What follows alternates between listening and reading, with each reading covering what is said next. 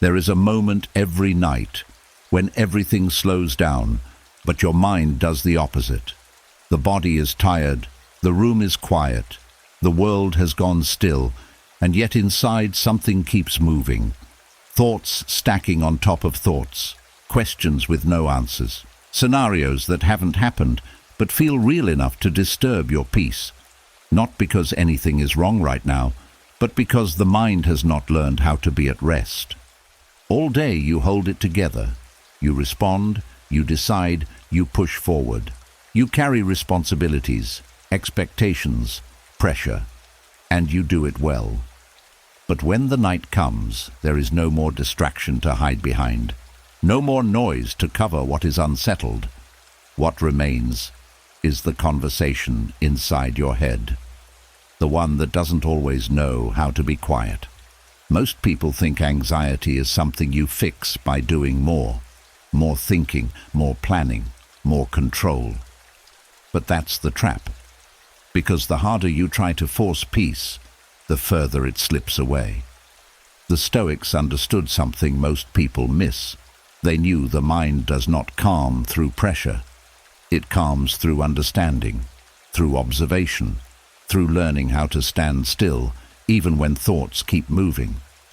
They believed that anxiety is not the enemy, but a signal, a sign that the mind is trying to protect you, even if it does it the wrong way. And when you stop fighting it, when you stop trying to outrun it, something shifts. The noise softens, the grip loosens, and for the first time, you begin to feel space between you and everything that once controlled you. Tonight is not about escaping your thoughts. It's about changing your relationship with them. It's about learning how to sit with the mind without being pulled in every direction, how to let thoughts come and go, without turning each one into a problem that needs solving, how to finally give yourself permission to rest, not just physically, but mentally. This is not a quick fix. It's not a trick. It's a rewiring, a quiet return to control, the kind that doesn't come from force, but from clarity. And over these next hours, something inside you will begin to settle, not because everything is perfect, but because you are no longer at war with your own mind. And as that quiet begins to settle, something important starts to reveal itself. Not something new, but something that has always been there, waiting beneath the noise of the day. What if the night isn't working against you, but showing you something you've been too busy to see? There's a strange shift that happens when the sun goes down. The same world that felt manageable during the day can suddenly feel heavier, louder, harder to hold together. Thoughts that stayed in the background begin to step forward. Feelings that were easy to ignore now ask for attention. And it's easy to believe that something about the night is causing this, that darkness brings the anxiety. But the night is not the enemy. It never was. What changes is not the world around you, but the silence within it. During the day, your mind is occupied. Conversations, tasks, notifications, responsibilities, they all act like a shield. They keep your attention moving, jumping from one thing to another. There's no time to sit still long enough to notice what's unsettled inside. But when the night comes, that shield disappears. The distractions fade. And what remains is what you've been carrying all along. The Stoics understood this deeply. They didn't fear quiet moments, and they didn't blame the darkness for what surfaced within it. Instead, they saw the night as a mirror, not a threat, but a reflection, a space where the mind reveals what it has been holding without interruption. Not to harm you, but to show you what needs to be understood. Anxiety at night often feels stronger, not because it grows in the dark, but because it finally has room to be seen. The thoughts that feel overwhelming didn't begin at night.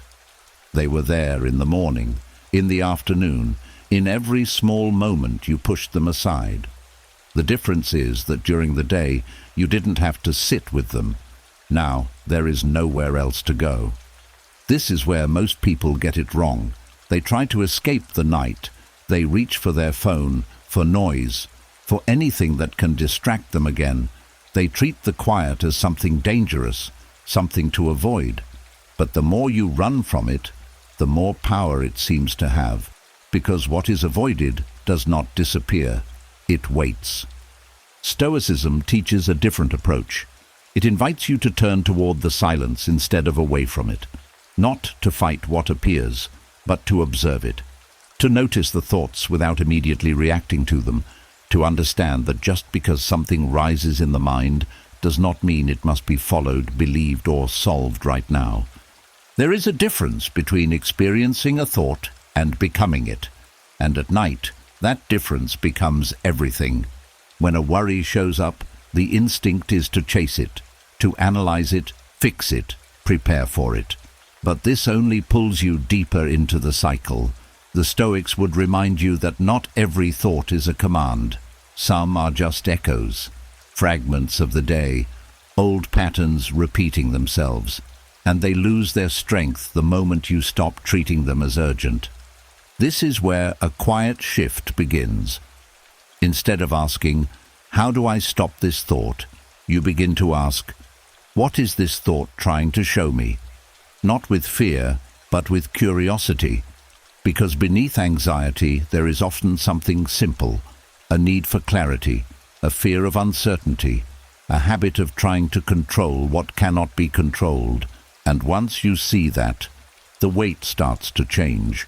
The night becomes less of a battleground and more of a place of understanding, a place where the mind is not attacking you but revealing its patterns, showing you where you hold tension, where you resist, where you carry more than you need to. And in that awareness, something begins to loosen. You don't have to solve everything tonight. You don't have to fix your entire life before you sleep. That pressure is part of what creates the anxiety in the first place. The Stoics believed in ending the day with reflection, not perfection, with awareness, not control. So when the night feels heavy, instead of pushing it away, allow yourself to sit with it differently. Let the thoughts pass through without grabbing onto each one. Let the silence exist without filling it immediately. Trust that what rises is not there to harm you, but to be seen. Because the truth is, the night is not creating your anxiety. It is simply removing everything that was hiding it. And when you begin to see it this way, something powerful happens. The same darkness that once felt overwhelming becomes a space for clarity, a place where you can finally meet your mind without distraction, not to fight it, but to understand it. And in that understanding, the noise begins to quiet. Not because you forced it to stop, but because you stopped feeding it. And as that realization settles in, something even deeper begins to surface. If the night is not the enemy, then why does it feel so overwhelming? Why does the silence, which should bring rest, sometimes create the exact opposite? Because silence, on its own, does not calm the mind. It reveals who is in control of it. There is a quiet kind of chaos that only shows up when everything else stops. Not loud, not visible, but deeply felt. It begins the moment the external world steps back and the internal one takes over. And if that inner world has no direction, no structure, no steady hand guiding it, then the silence does not feel peaceful. It feels like being left alone in a room with a mind that doesn't know how to be still. Anxiety grows loudest in an unguided space, not because something is wrong with you, but because the mind, when left without leadership, does what it has been trained to do. It jumps, it scans, it searches for problems to solve, even when there are none in front of you. It replays moments, predicts outcomes, builds stories, not out of weakness, but out of habit. During the day, that habit is hidden. There are enough distractions to keep it busy. But at night, when the world finally becomes quiet, the mind doesn't automatically follow. It keeps moving because it has never been taught how to stop. This is where Stoicism offers something most people never learn, not just how to think, but how to lead your own thoughts. The Stoics didn't aim to silence the mind completely. They understood that thoughts will always come. What they focused on was something far more powerful. Who decides which thoughts matter? Because without that decision, the mind treats everything as important. Every worry feels urgent. Every fear feels real. Every thought demands attention. And that is where the chaos begins. An undirected mind is like a ship without a captain. It doesn't stop moving. It just moves without purpose. It drifts wherever the waves take it. One moment it's thinking about something small. The next it's deep in a future that hasn't happened. And before you know it, you're not observing your thoughts anymore. You're inside them. This is why silence can feel so uncomfortable. Not because silence is dangerous, but because it exposes the lack of control within it. But control, in the Stoic sense, does not mean force. It doesn't mean pushing thoughts away or trying to shut them down. That approach only creates more resistance. True control is quieter. It's the ability to notice a thought and choose not to follow it. That choice changes everything. When a worry appears, instead of immediately reacting, you pause, not to fight it, but to see it clearly. You ask yourself, is this something I can act on right now? And if the answer is no, you let it pass. Not because it doesn't matter, but because this moment is not the time to carry it. This is what inner leadership looks like. Not domination, but direction. Not silence, but clarity.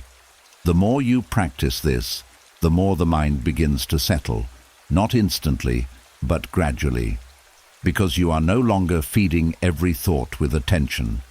You are no longer giving equal weight to everything that appears. You are deciding what deserves your energy and what does not. And in that decision, something shifts. The silence that once felt overwhelming starts to feel different. It becomes less of a space filled with noise and more of a space where you can actually breathe. Because the mind is no longer pulling you in every direction, it is being guided gently back to stillness. There is also something important to understand here. Anxiety often feels like it's coming from the outside, from situations, from uncertainty, from things beyond your control. But in moments like this, it becomes clear that much of the intensity comes from within, from how the mind responds when it is left without direction. This is not a flaw, it's simply a lack of training, and just like anything else, the mind can be trained. The Stoics believed that peace is not found by controlling the world, but by learning how to govern yourself within it. And the night, with all its stillness, becomes the perfect place to practice that. Not by escaping your thoughts, but by learning how to stand above them. You don't need to solve everything tonight. You don't need to reach perfect calm. What matters is that you begin to see the difference between being carried by your mind and guiding it. Because once you experience that difference, even for a moment, the silence no longer feels like chaos. It feels like space, and in that space, anxiety begins to lose its voice, and as that space begins to open, another layer quietly reveals itself. Beneath the noise, beneath the restless thoughts, there is a deeper tension that has been there all along. Not loud, not obvious, but always present. It's the need to know what comes next. There is a subtle kind of fear that doesn't always look like fear. It looks like planning, like thinking ahead, like trying to be responsible. But underneath it, there is something tighter, a quiet demand that tomorrow must be certain, that nothing should go wrong, that everything should unfold exactly as expected. And when that certainty isn't there, the mind begins to panic. The hidden struggle is not just with what might happen, It's with the fact that you cannot guarantee what will happen. And for a mind that has been trained to seek control, that feels unbearable. So it starts working harder, thinking more, running through possibilities, trying to predict every outcome before it arrives. But the future does not respond to effort in that way. The Stoics understood this better than most. They didn't try to remove uncertainty from life. They accepted it as part of the structure of reality, not as something to fear, but as something to understand. Because the moment you demand that tomorrow must be guaranteed, you place yourself in a position that can never be satisfied. No amount of thinking can secure what hasn't happened yet. This is where much of anxiety is born, not from the future itself, but from the expectation that the future should be known, controlled, or safe before it even arrives. And when that expectation is not met, the mind fills the gap with imagined outcomes, most of them negative, not because they are likely, but because uncertainty leaves space, and the anxious mind tends to fill that space with worst-case scenarios. It feels like preparation, but it is actually suffering in advance. You start to live moments that haven't happened, feel emotions that aren't needed yet, carry weight that does not belong to the present, and all of it comes from one quiet belief, that if you can just figure everything out ahead of time, you will be safe. But that safety never arrives, because certainty is not something life offers. Stoicism does not try to give you false comfort about the future. It doesn't promise that things will go exactly as planned. Instead, it offers something more stable, the ability to face whatever comes without needing it to be perfect. It shifts the focus away from controlling outcomes and brings it back to controlling your response. This changes the entire relationship with tomorrow. Instead of asking, "What if something goes wrong?" the question becomes, "If something goes wrong, can I handle it?" And the answer, more often than not, is yes. Not because everything will be easy, but because you have already faced difficulty before. You have already moved through uncertainty, even if it didn't feel like it at the time. That realization weakens the grip of fear. Because the mind no longer needs to guarantee the future, it only needs to trust its ability to meet it. There is also a quiet relief in accepting that you do not need to solve tomorrow tonight, that the pressure to figure everything out before you sleep is not a requirement, it is a habit, one that can be unlearned. You are allowed to rest without having all the answers. The Stoics practiced something simple but powerful. They reminded themselves that the future is not theirs to control, only their actions in the present are. And by returning to what is in front of them, they removed the burden of trying to manage what is still unfolding. This does not make life predictable, but it makes the mind more stable within it. When the need for certainty begins to soften, anxiety loses one of its strongest fuels, because it no longer has to keep running ahead, trying to secure something that cannot be secured. It can stay here, and in this moment, right now, there is nothing you need to guarantee, nothing you need to solve completely. The future will arrive whether you worry about it or not, but the state of your mind when it arrives, that is something you can shape, not by controlling what happens, but by learning how to meet it without fear.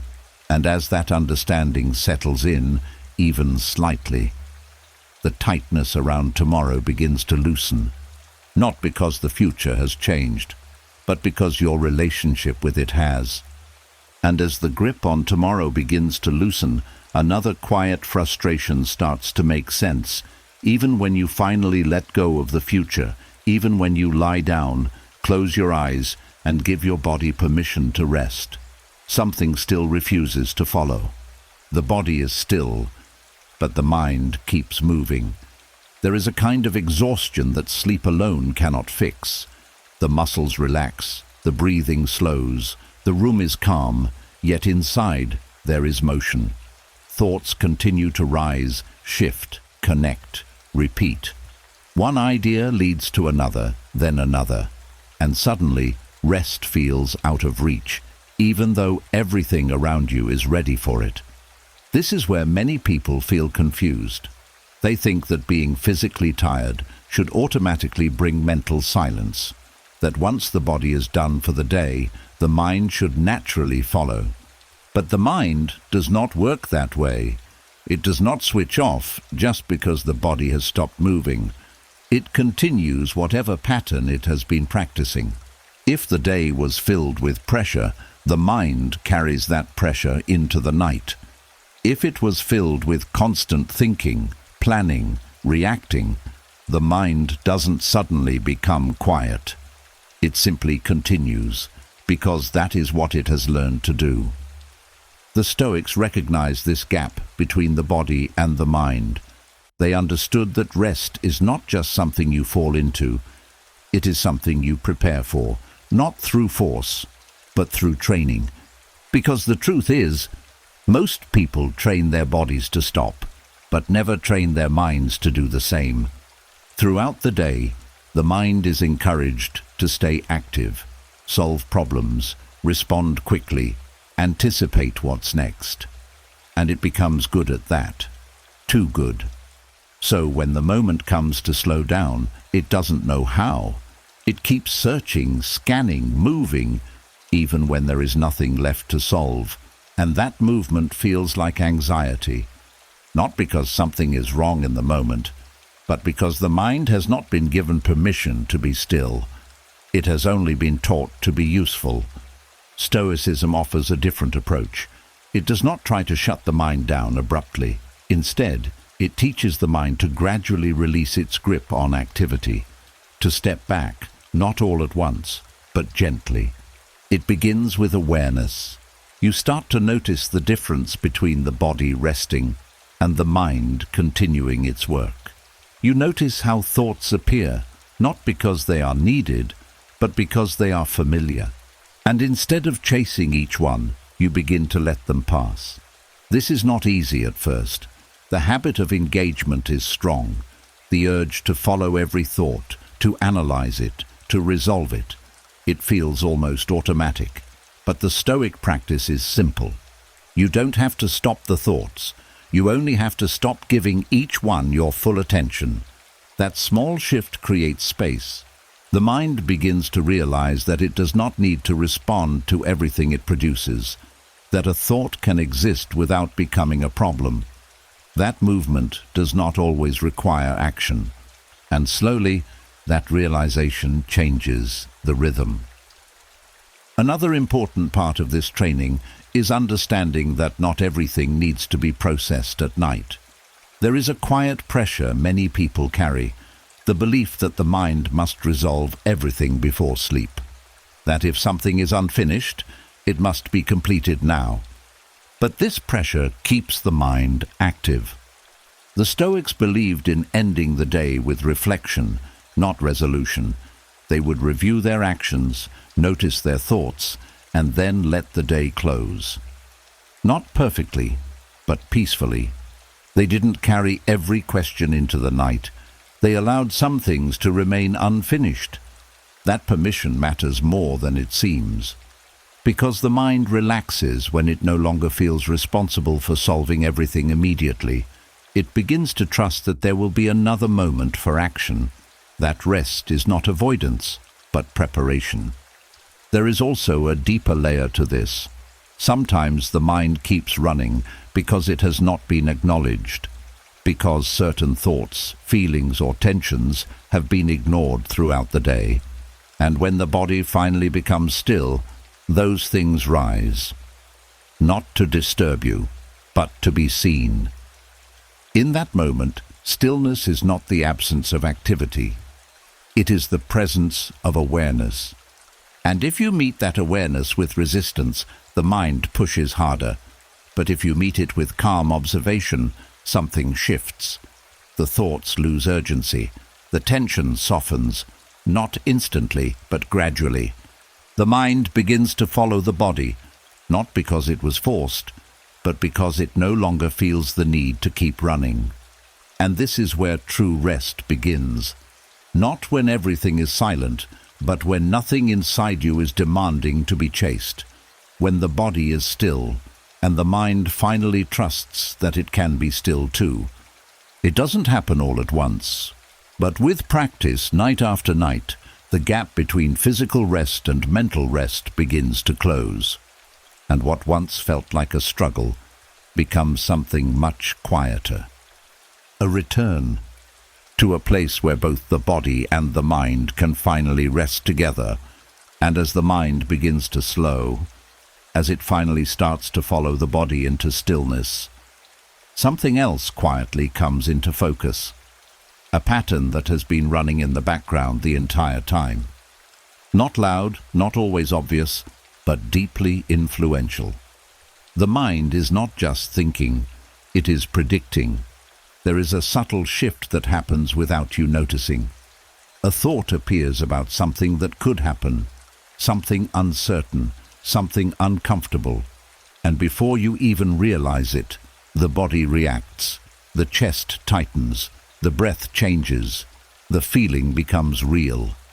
Not later, but now. But nothing has actually happened. Fear, in that moment, is not a response to reality. It is a response to a possibility, a projection, a mental image of something that might occur, treated as if it already has. And the mind, unable to tell the difference in that instant, begins to prepare for it as though it is certain. This is where anxiety gains its strength, because the imagined becomes experienced. The Stoics were very clear about this distinction. They understood that events themselves are not what disturb us, but the judgments we make about them. Not what is happening, but what we believe is happening. And when the mind starts treating predictions as facts, it builds a reality that does not exist, yet feels completely real. You think about a conversation that might go wrong, and suddenly you feel the tension of it. You picture a failure that hasn't occurred, and the weight of it settles in your body. You run through a scenario of loss, rejection, uncertainty, and the emotions arrive before the event ever does. It feels like preparation, but it is actually rehearsal, and not for clarity, but for suffering. The mind believes it is helping you by thinking ahead, by preparing you for what could go wrong, but without awareness, this turns into a loop, a cycle where every possibility is explored, not to understand it, but to feel it prematurely, again and again. The Stoic approach interrupts this pattern in a very simple but powerful way. It asks one question: is this happening right now? Not tomorrow, not later, not in theory, right now. And when you bring your attention to that question, something shifts, because most of the time the answer is no. The fear is not tied to the present moment. It is tied to an imagined future, a version of reality that has not unfolded. That does not mean it cannot happen. It means it has not happened. And that difference matters more than it seems, because when you recognize that you are reacting to a prediction, not a fact, you create distance, a small space between the thought and the reaction, and in that space you regain something that anxiety takes away: clarity. Instead of being pulled into the emotion immediately, you begin to observe the process. You see how the thought forms, how it builds, how it tries to convince you that it is urgent, that it must be solved right now. But you also see that it is just a thought, not a command, not a certainty, just a possibility passing through the mind. This does not remove fear completely. The Stoics never aimed for that. They understood that fear is natural. What they focused on was preventing fear from becoming distorted, from growing beyond what is real.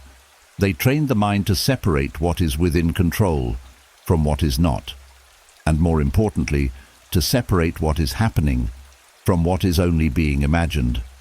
Because once those lines blur, Anxiety takes over. Another quiet shift happens when you begin to question the predictions themselves, not to argue with them, but to see them clearly.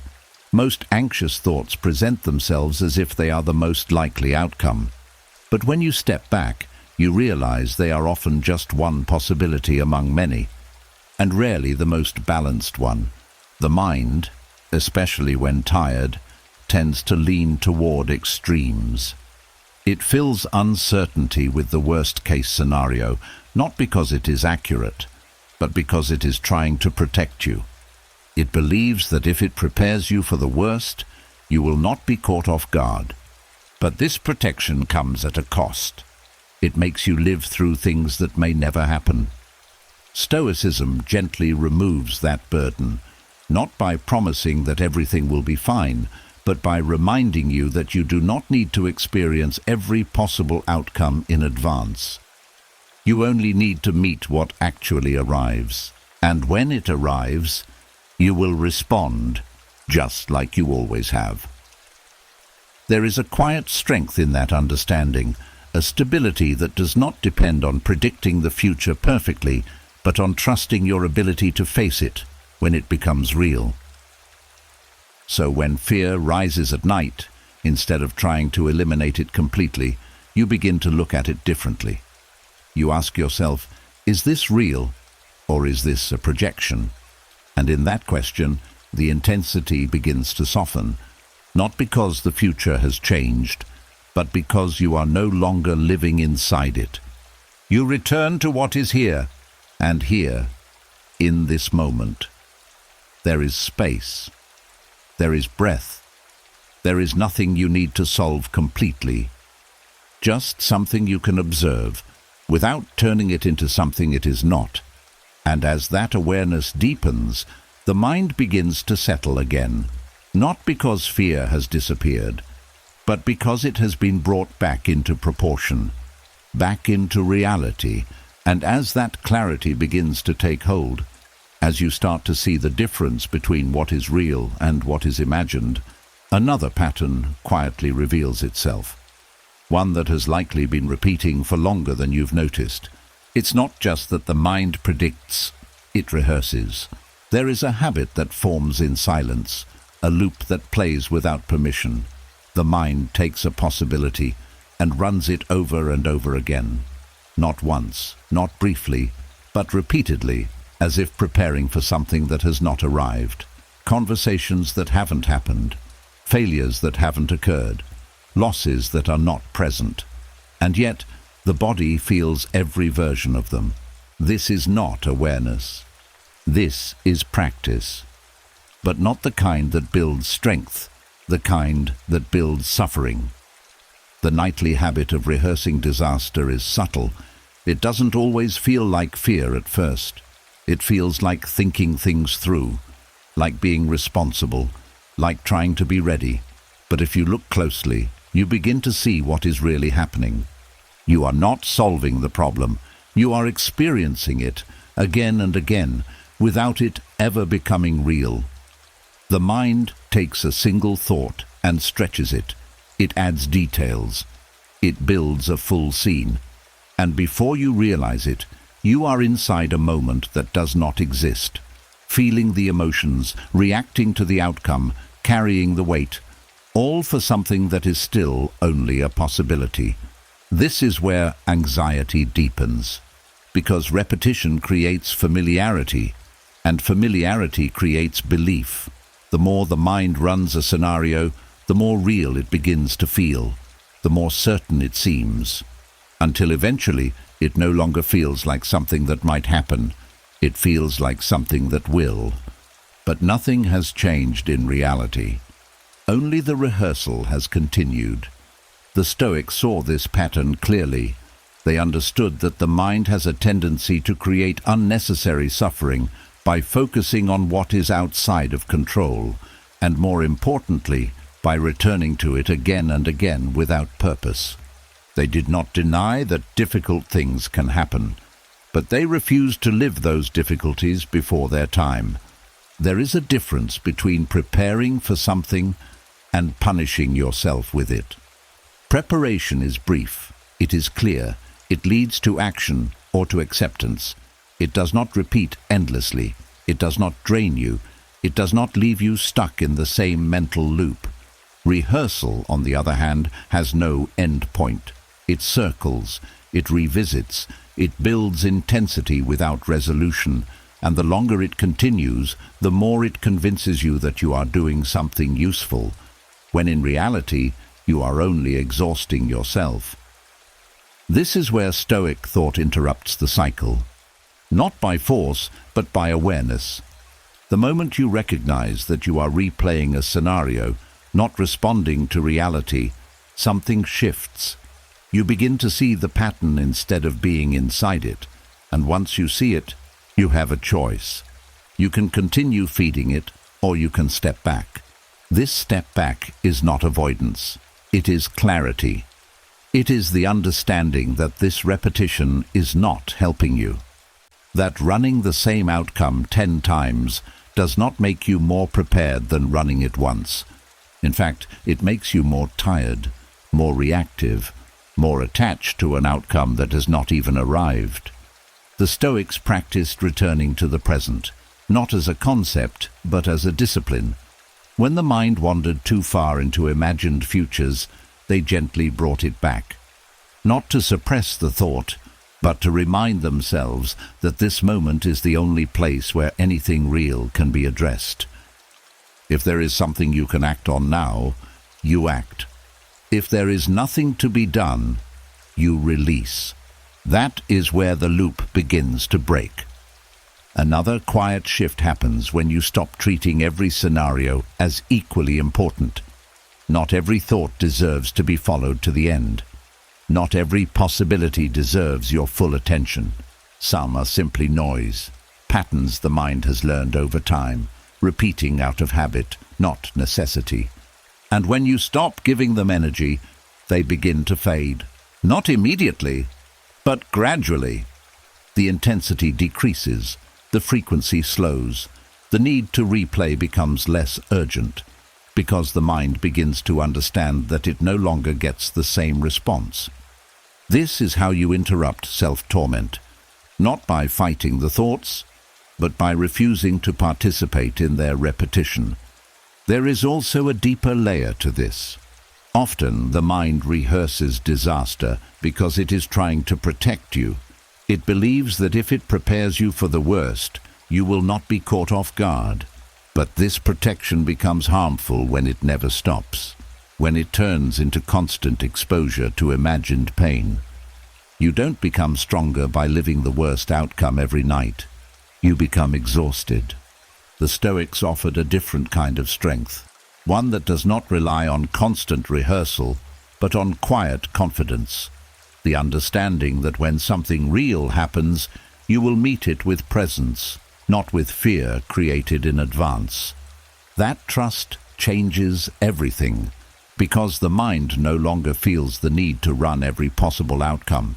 It begins to rest, knowing that it does not have to solve the future tonight. And in that rest, the repetition loses its grip. The loop slows down. The scenes fade. And what once felt like an uncontrollable pattern becomes something you can step away from, not because it disappeared, but because you no longer follow it. And in that space, the mind begins to experience something it hasn't felt in a long time: relief. And as that relief begins to settle in, as the loops start to loosen and the mind no longer feels trapped in constant rehearsal, something even more subtle comes into view. Not the thoughts themselves, but what you do with them. Because the real exhaustion is not just from thinking, it's from engaging with every single thought as if it needs an answer. There is a quiet habit that drains the mind more than anything else. A habit of responding to everything that appears. A thought comes in, and immediately you question it, analyze it, argue with it, try to fix it, try to understand it, as if every idea that enters your mind is important enough to deserve your time. And without noticing it, You enter into a negotiation, back and forth, thought after thought, question after question, no endpoint, no resolution, just constant engagement. This is where peace begins to slip away, because the mind is not overwhelmed by the number of thoughts. It is overwhelmed by the need to deal with all of them. The Stoics saw this clearly. They understood that the mind produces thoughts the same way the body produces sensations. Not all of them are meaningful, not all of them are accurate, and most importantly, not all of them require a response. But without that understanding, the mind treats everything as significant. A small worry becomes a full discussion. A passing doubt turns into a deep analysis. A simple memory becomes a long emotional reaction. And before you realize it, you are no longer resting. You are working. Mentally active, deeply involved, trying to resolve things that may not even be real. The truth is, not every thought deserves your attention. Some thoughts are just noise, leftovers from the day, old patterns repeating themselves, fragments of conversations, fears, habits. They appear, and if you don't give them energy, they pass. But the moment you engage, they stay. And the more you engage, the stronger they become. This is where Stoicism introduces a powerful shift. It teaches you to step out of the negotiation completely, not to win the argument, but to stop participating in it. Because you don't need to respond to everything your mind produces. You don't need to explain yourself to every thought. You don't need to prove anything to a passing idea. You simply need to notice and let it move. This is not suppression. It is selection. You are choosing what deserves your focus. When a thought arises, instead of immediately following it, you pause. You see it for what it is. Just a thought. Not a fact. Not a command. Not something that must be solved right now. And in that pause, something changes. The urgency disappears. The need to respond softens. The thought loses its grip, because it no longer has your full attention. There is a quiet strength in this, the ability to let a thought exist without reacting to it, to allow it to pass without turning it into a conversation. This is where the mind begins to find rest, not because thoughts stop coming, but because you stop chasing them. Especially at night, this becomes essential. The mind is more sensitive, more open, more vulnerable to patterns it has built over time. And if every thought is treated as important, the night becomes a place of constant mental activity. But when you begin to choose, when you stop negotiating with every idea, the entire experience changes. The silence becomes deeper, the space becomes clearer, and the mind begins to slow on its own. There is also something freeing about realizing that you are not responsible for every thought that enters your mind. They come and go, shaped by memory, experience, habit. But they do not define you unless you attach yourself to them. You are not your thoughts. You are the one who observes them. And once that becomes clear, the need to argue with them fades. You don't have to convince a thought that it's wrong. You don't have to prove it right. You simply don't have to engage. That is where peace begins. Not when the mind is empty, but when it is no longer crowded with conversations that never needed to happen. And the more you practice this, the easier it becomes. Thoughts still come, but they pass more quickly. They lose their weight. They stop pulling you in, because you are no longer giving them the same response. And in that shift, something quiet but powerful takes place. The mind begins to rest, not because everything is solved, but because nothing is being forced.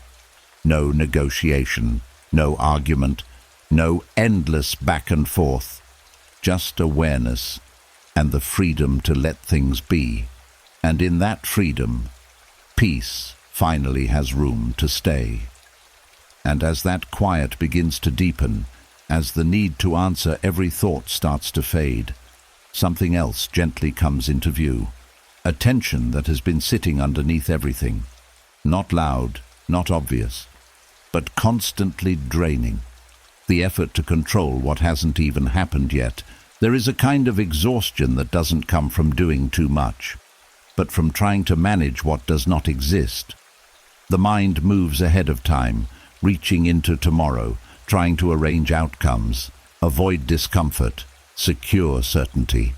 And it keeps doing this over and over, as if the future can be shaped by thinking about it hard enough. But the future does not respond to effort in that way. Still, the mind tries. It builds plans on top of plans. It runs through possibilities. It adjusts, corrects, predicts. Not because it is broken, but because it is trying to protect you. It believes that if it can just get everything right in advance, you will avoid pain. But this constant reaching comes with a cost, because you are spending energy on something that is not here. You are carrying weight that has not arrived. You are trying to solve problems that may never exist. And slowly, without noticing, you become tired, not from life itself, but from trying to control life before it unfolds. This is where anxiety tightens its grip. Not in the present moment, but in the gap between what is happening and what the mind is trying to guarantee. That gap becomes filled with tension, with effort, with a quiet pressure that says, you need to figure this out now. But there is nothing to figure out right now. And yet, the mind keeps trying. The Stoics saw this pattern clearly. They understood that much of human suffering comes not from events, but from the attempt to control what is outside of our control. They divided life into two simple categories: what is up to you and what is not. And the future belongs to the second. No matter how much you think about it, plan for it, worry about it, you cannot fully control how it will unfold. You can prepare, you can act when the time comes, but you cannot secure it in advance. And when you try, you pay for it with your peace. There is a quiet relief in accepting this, even if it feels uncomfortable at first. Not giving up, not becoming passive, but releasing the idea that everything must be controlled before it happens, because that idea is what creates the exhaustion. Stoic surrender is not weakness, it is clarity. It is the understanding that your energy is better used in the present, where your actions actually have impact, not in the future, where your thoughts have no direct control. And when you stop trying to reach into what you cannot hold, something inside you begins to relax. The tension softens, the pressure eases. Not because the future has become certain, but because you are no longer demanding that it be.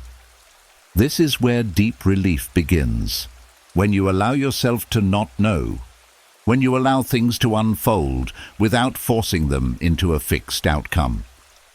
When you trust that whatever comes, you will meet it when it arrives. There is also a deeper layer to this. The need to control the future often comes from a fear of feeling unprepared, of being caught off guard, of not being able to handle what happens. But if you look back, you will see something important. You have faced uncertainty before. You have stepped into situations without knowing how they would end. And somehow, you moved through them. Not perfectly, not without difficulty, but you did. That memory is quiet, but it matters, because it shows that your strength does not come from controlling the future. It comes from responding to it. And once you begin to trust that, the need to control everything ahead of time begins to fade. The mind no longer has to run so far ahead.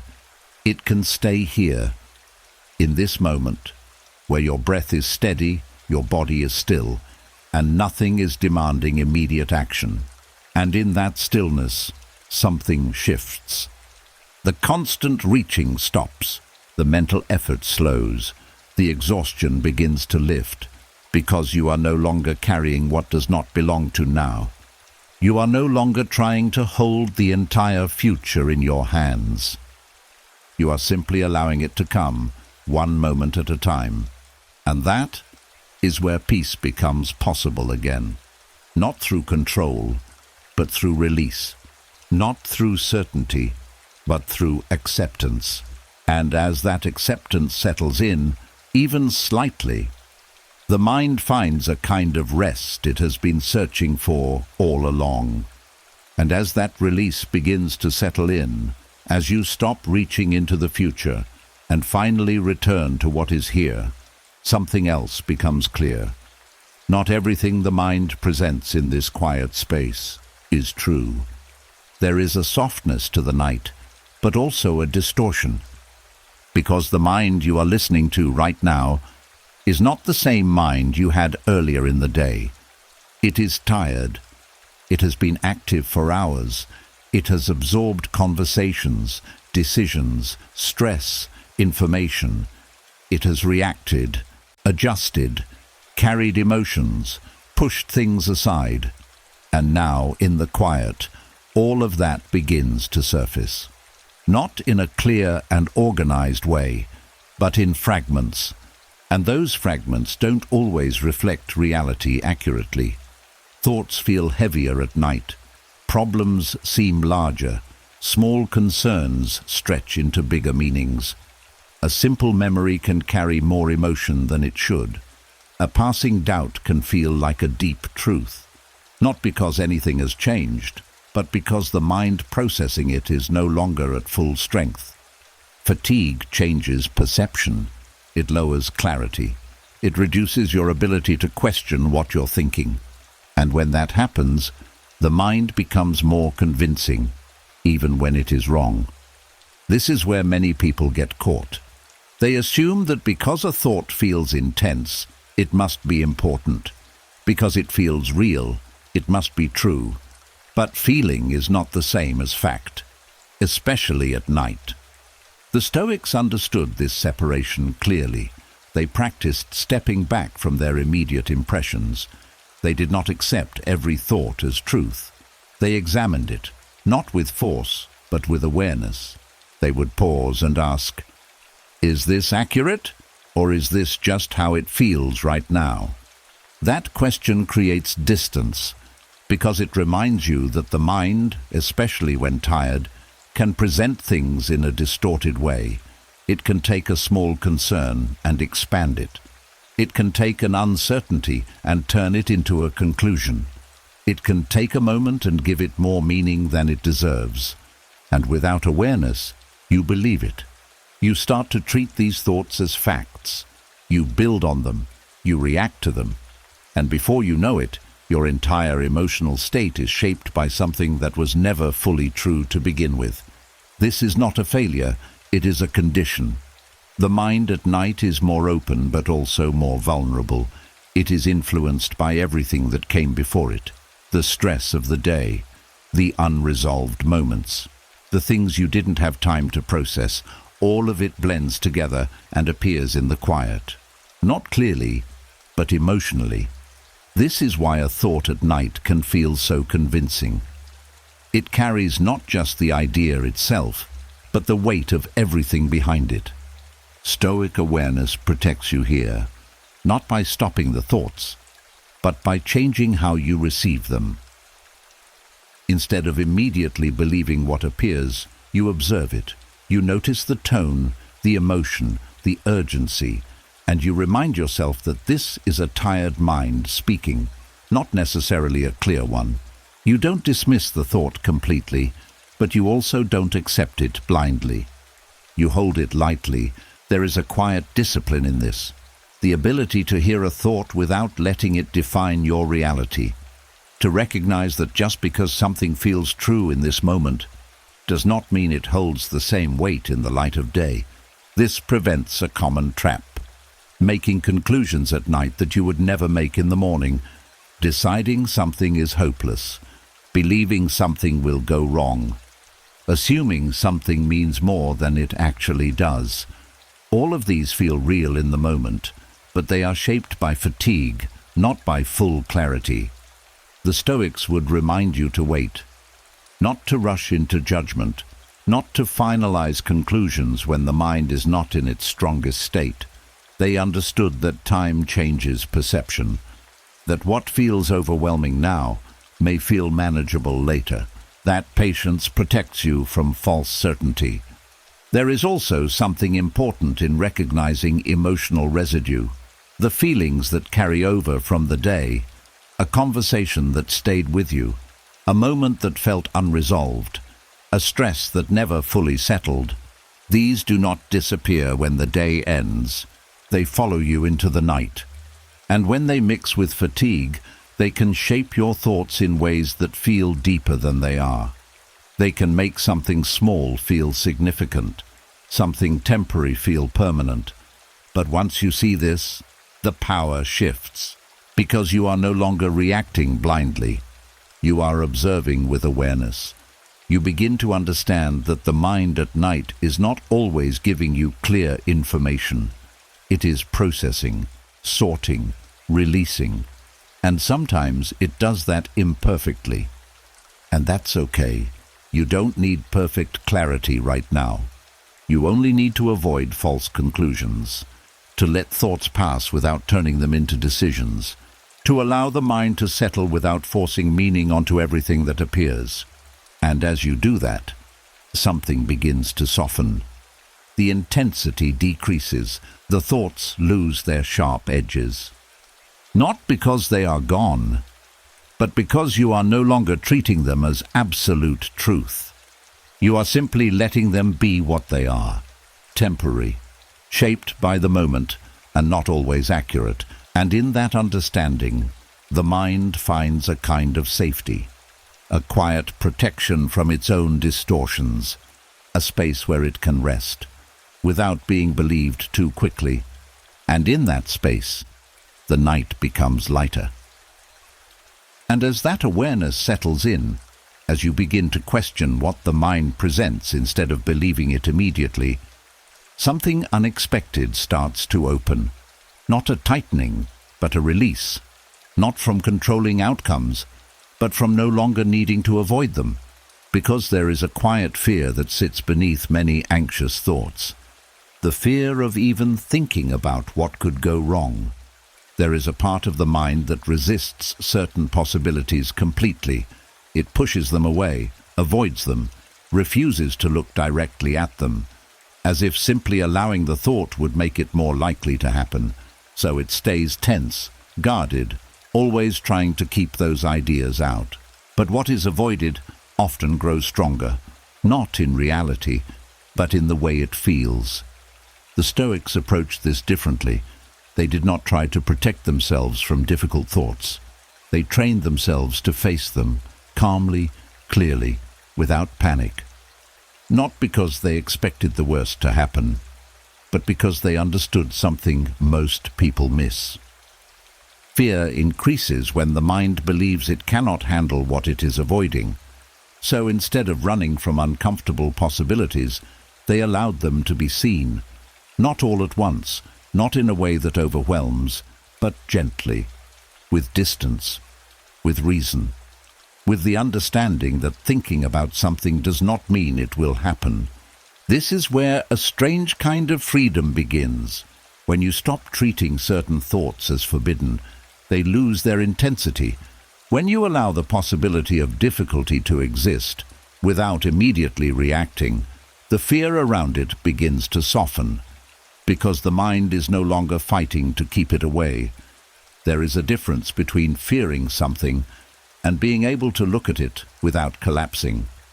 And that difference changes everything. For example, when the mind brings up a difficult scenario, instead of pushing it away, you let it stay for a moment. You observe it, not to dive into it, not to build it further, but to see it clearly. You ask yourself, if something like this were to happen, would I survive it? Not easily, not perfectly. But would you move through it? And more often than not, the answer is yes. Not because it would be simple, but because you have faced difficulty before. You have experienced moments you once thought you could not handle, and yet you are still here. That memory is important, because it shows that your strength is not theoretical, it is proven. And when you connect with that, the fear begins to shift. It no longer feels like something that would destroy you, but something you could meet if it ever came. This is what Stoicism offers, not the promise that everything will be safe, but the confidence that you can face what is not. And that confidence reduces anxiety more than false reassurance ever could, because reassurance tries to remove uncertainty. Stoic clarity accepts it and removes the fear around it. There is also something deeply relieving about no longer needing to avoid certain thoughts. The constant effort to push them away, to block them, to distract yourself from them. It takes energy, it creates tension, it keeps the mind in a state of resistance. But when you allow those thoughts to exist, without feeding them, the resistance fades, and with it, the pressure. You begin to notice that the thought itself is not what causes the collapse. It is the reaction to it, the immediate tightening, the belief that this must be avoided at all costs. But when that reaction softens, the thought becomes just another passing image. Not something you have to run from, not something you have to fix, just something that appeared and will pass. This does not mean you dwell on worst-case scenarios. It does not mean you seek them out or build them intentionally. It simply means that when they arise, you do not treat them as dangerous. You allow them briefly, calmly, without turning them into something larger than they are. And in doing so, you teach the mind something new, that it is safe to think, that it does not need to panic, that it can face ideas without being overwhelmed by them. This is where the strange freedom lives, not in controlling what you think, but in no longer being controlled by it, not in avoiding fear completely, but in being able to sit with it without losing yourself. And as that ability grows, the mind becomes steadier, more grounded, less reactive, because it no longer sees certain thoughts as threats. It sees them as possibilities, nothing more. And in that shift, anxiety loses one of its deepest roots, the belief that you cannot handle what you fear, because now, even if only slightly, you know that you can. And that knowing brings a quiet strength, a kind of calm that does not depend on everything going right, but on your ability to remain steady, even when things are uncertain. And in that steadiness, the night becomes less about fear and more about freedom. And as that steadiness begins to grow, as the mind learns it can face even uncomfortable thoughts without breaking, another layer quietly reveals itself, one that hides in plain sight, not as fear, but as something that looks almost noble, overthinking, dressed up as responsibility. There is a voice in the mind that sounds convincing. It says, "You're just being careful." It says, "You need to think this through." It says, "This matters, so you can't just let it go." And on the surface, it feels right. It feels like maturity, like awareness, like you are doing the responsible thing. But if you stay with it long enough, you begin to notice something. It never ends. The thinking does not lead to clarity. It leads to more thinking. One concern opens the door to another. One question creates three more. And before you realize it, you are not preparing anymore. You are circling. This is where anxiety becomes disguised, because it no longer feels like fear. It feels like duty. You tell yourself that if you don't think about it, something will go wrong. That if you stop analyzing, you are being careless. That the only way to stay safe, or to do the right thing, is to keep going, to keep turning it over in your mind. But what is really happening is that the mind is trying to create control through repetition, and it calls it responsibility. The Stoics had very little patience for this illusion, They believed in responsibility, yes, but a very specific kind. Not endless thinking, but clear action. Not constant worry, but deliberate choice. To them, responsibility was about what you actually do, not how long you think about doing it. There is a quiet honesty in that, because if you look closely, much of overthinking produces nothing. It does not lead to a decision. It does not lead to a step forward. It just keeps you mentally occupied, giving the feeling that you are doing something important, when in reality, you are staying stuck. This is where Stoicism cuts through the noise. It asks a simple question. Is this thought leading to action, or is it just repeating itself? And the answer reveals everything. If it leads to action, it is useful. You act and then you let it go. If it does not, then it is not responsibility. It is a loop. And staying in that loop does not make you more prepared. It makes you more drained. There is also a deeper truth here. Overthinking often comes from care, from wanting things to go well, from wanting to avoid mistakes, from wanting to do the right thing. And that intention is not wrong, but the method becomes harmful when it never stops.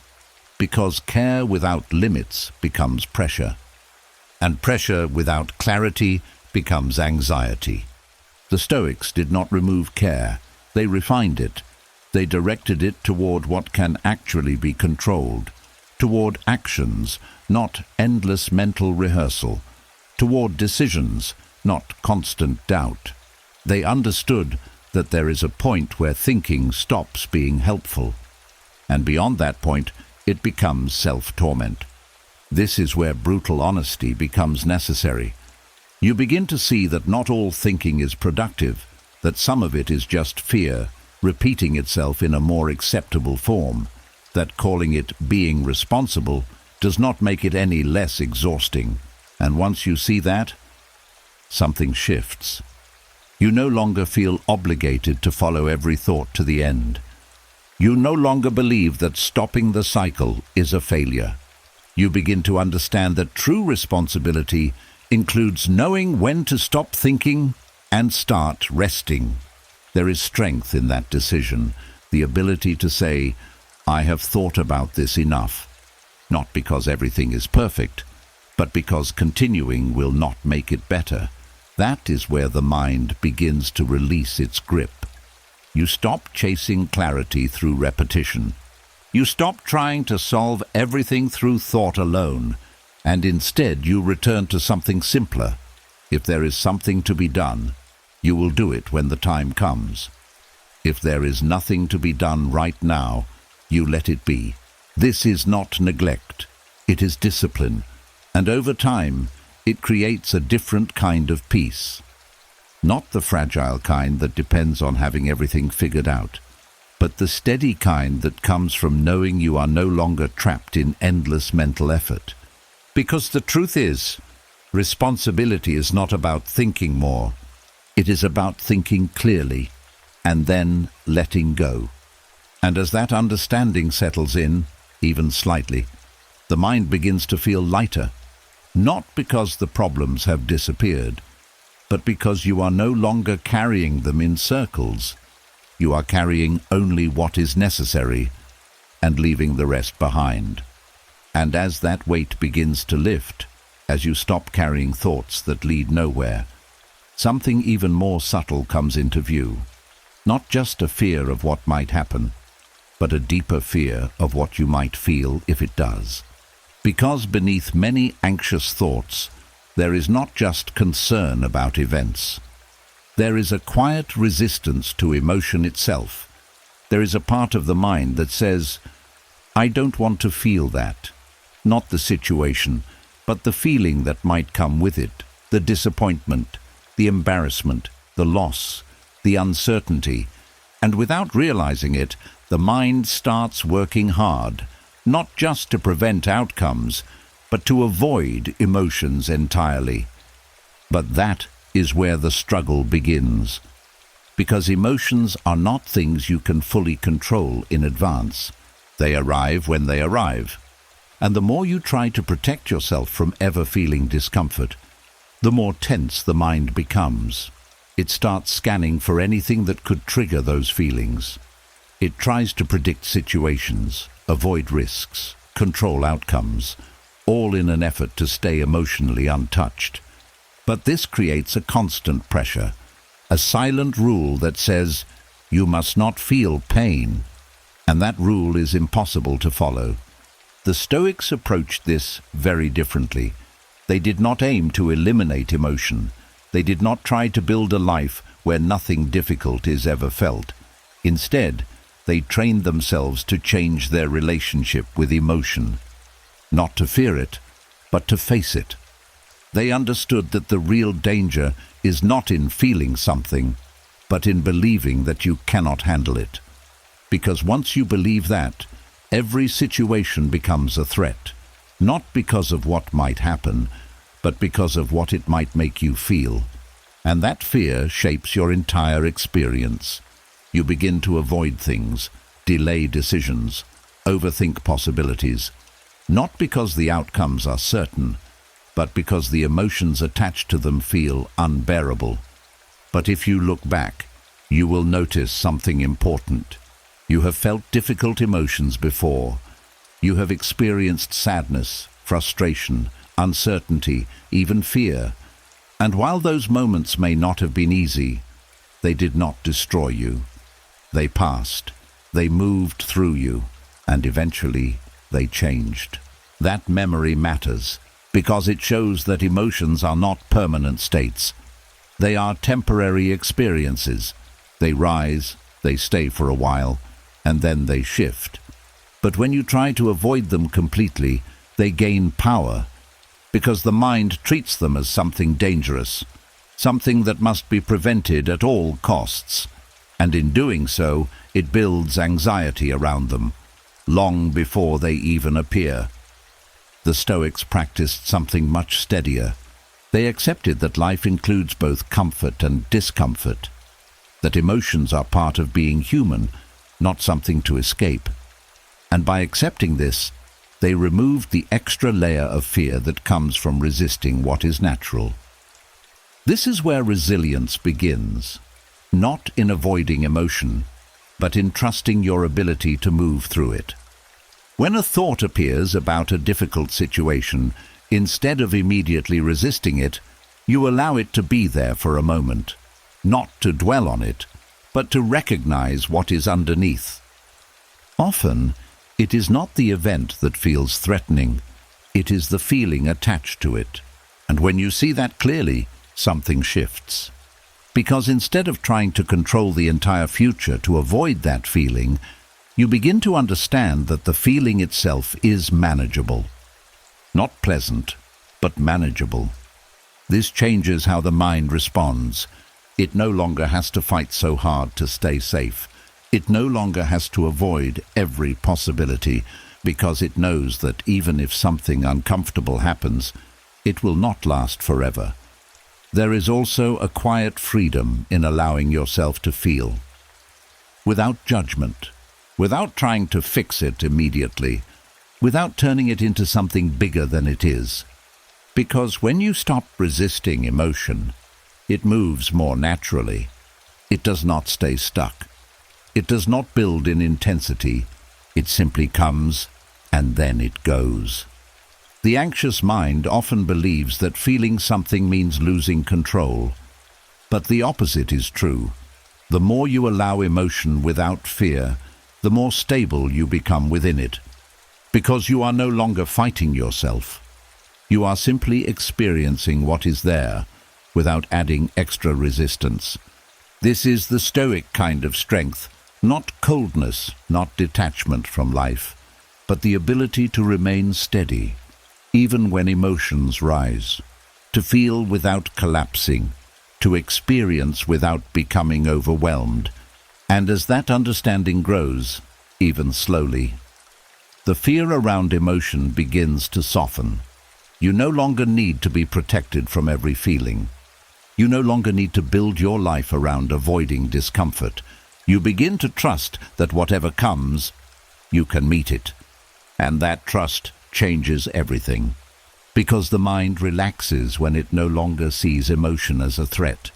It becomes more open, more grounded, less reactive. And in that space, something quiet but powerful begins to form. A sense of calm that does not depend on everything being easy, but on knowing that even when it isn't, you will be okay.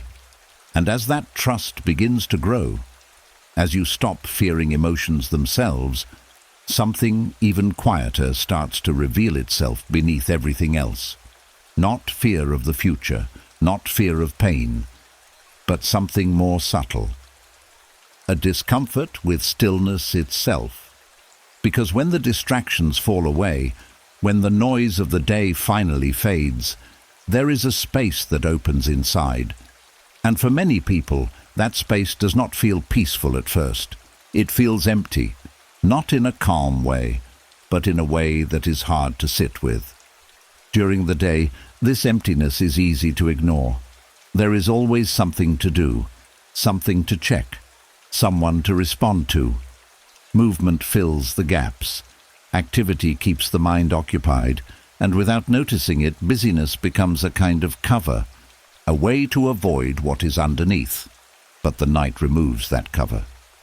There is no more urgency, no more constant input, no more external structure holding your attention. And in that quiet, what was hidden begins to surface. Not because something new has appeared, but because something old is finally being seen. This is where anxiety can take on a different form. It is no longer about specific thoughts or fears. It becomes a general unease, a feeling that something is missing or unsettled or unclear, a sense of not fully knowing yourself in that moment. And the instinct is to escape it, to reach for distraction again, to fill the silence, to avoid sitting in that space for too long.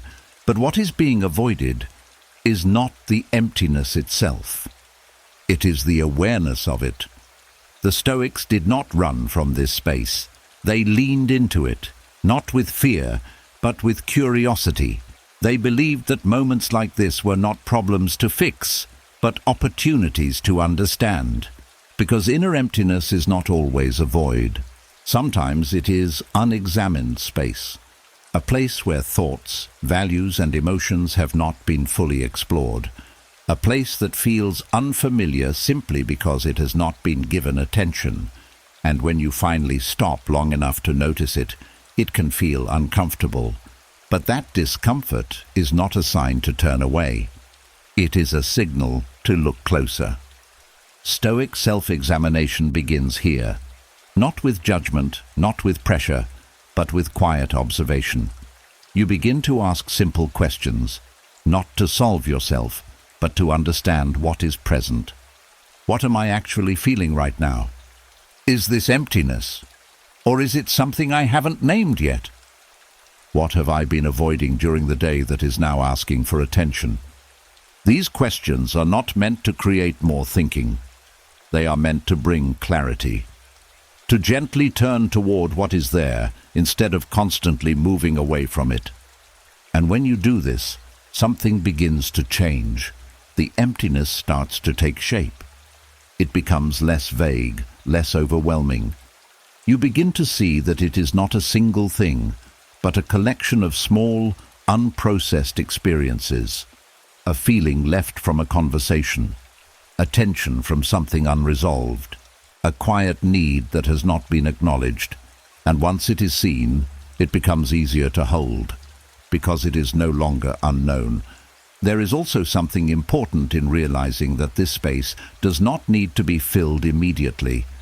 The urge to fill it comes from discomfort, not necessity, and when you allow it to exist, even briefly, it begins to soften on its own. It does not stay as intense as it first appears. The Stoics believed that avoiding inner reflection leads to greater unrest over time, that what is left unexamined continues to influence the mind in subtle ways.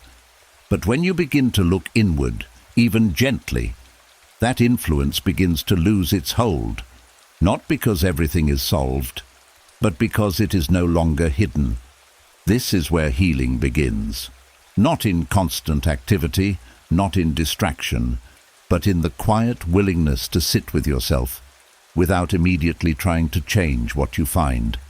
There is a kind of strength in that, the ability to remain present in your own inner space, even when it feels unfamiliar, to stay with it long enough for it to reveal what it holds, without rushing away. And over time, that space changes. It becomes less empty and more open, less uncomfortable and more calm. Because you are no longer avoiding it, you are understanding it. And in that understanding, the fear begins to fade. You no longer see stillness as something to escape.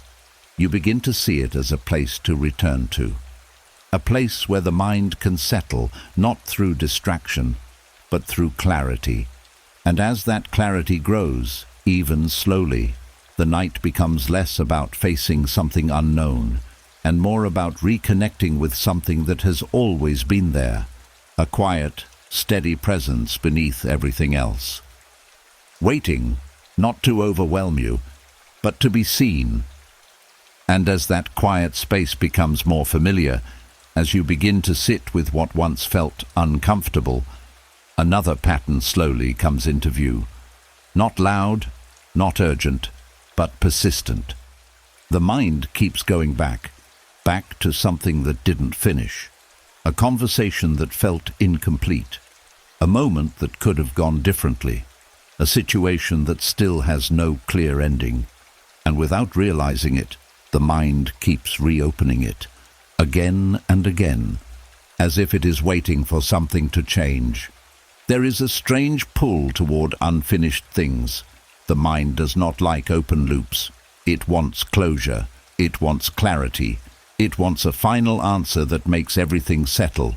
And when that answer is not available, it keeps searching, not once, but repeatedly. This is where anxiety quietly attaches itself, because the mind begins to believe that if it can just think about it one more time, it will finally resolve it. That if it replays the conversation again, it will find the right words. That if it revisits the situation, it will reach a better outcome. But nothing changes. The moment is still in the past. The conversation is still over. The outcome is still what it is. And yet, the mind continues. This is not because it is broken. It is because it is trying to complete something that no longer exists in the present. The Stoics understood that external closure is not always possible. People do not always say what you need to hear. Situations do not always end in a way that feels resolved. Life does not always provide a clear ending. And if you depend on external resolution, the mind can stay stuck for a very long time, waiting, replaying, reopening.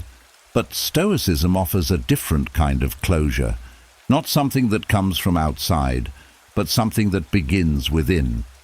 It starts with a simple recognition that no amount of thinking can change what has already happened. This is not harsh, it is freeing, because it removes the pressure to fix the past through thought alone. The moment you accept that the situation cannot be changed, the loop begins to weaken, not instantly, but gradually, because the mind no longer has a task to complete. It begins to understand that there is nothing left to solve there. There is also a deeper reason why the mind returns to these scenarios. It is not always about the event itself, but about the feeling attached to it. Something felt unfinished emotionally. Something was not expressed. Something was not understood. And the mind tries to resolve that feeling by revisiting the moment. But the feeling does not need to be resolved in the past. It can be acknowledged in the present. This is where internal closure begins. Instead of going back into the scene again, you bring your attention to what you are actually holding now.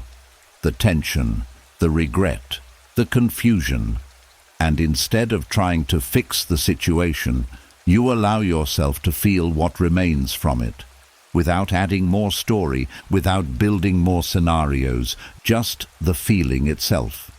And when you do that, something shifts. Because the mind no longer needs to replay the entire situation to access the emotion. It can process it directly, without reopening the past again and again. This shortens the loop. It reduces the repetition, and over time it allows the memory to settle. The Stoics also practiced acceptance in a very direct way. They reminded themselves that what has happened is part of the past, and the past cannot be controlled. But their response to it, their interpretation of it, that is still within reach. This is where freedom begins, not in changing what happened, but in changing how it is carried. You begin to see that holding onto the loop does not bring resolution. It only extends the discomfort.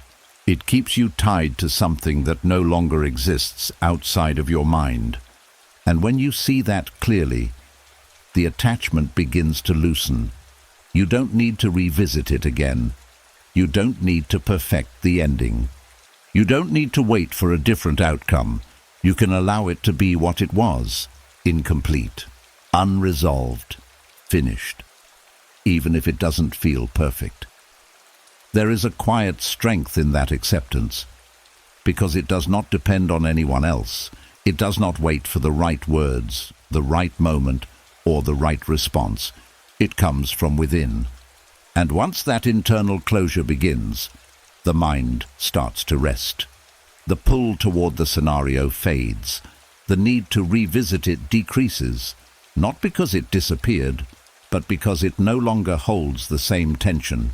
You have seen it. You have felt what remained, and you have allowed it to settle without forcing it into something it cannot become.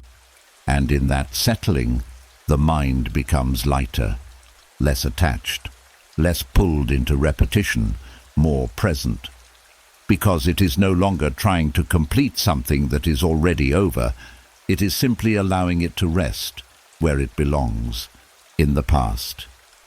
And in that release, the night becomes quieter again. And as those unfinished loops begin to loosen, as the mind slowly stops returning to what cannot be changed, something even more revealing comes into focus, not just what happened, but what you told yourself about it. Because the weight you carry is not always from the event itself, it's from the meaning you gave it. There is a quiet layer between reality and how it feels, a space where interpretation is formed, where the mind takes something that happened and builds a story around it, a meaning, a conclusion, and that meaning becomes the thing you carry, not the event, the interpretation. This is where much of suffering is created.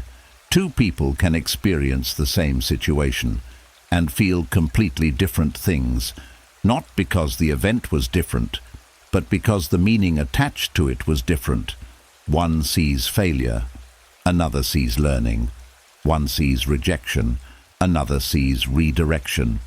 The event stays the same, but the experience changes.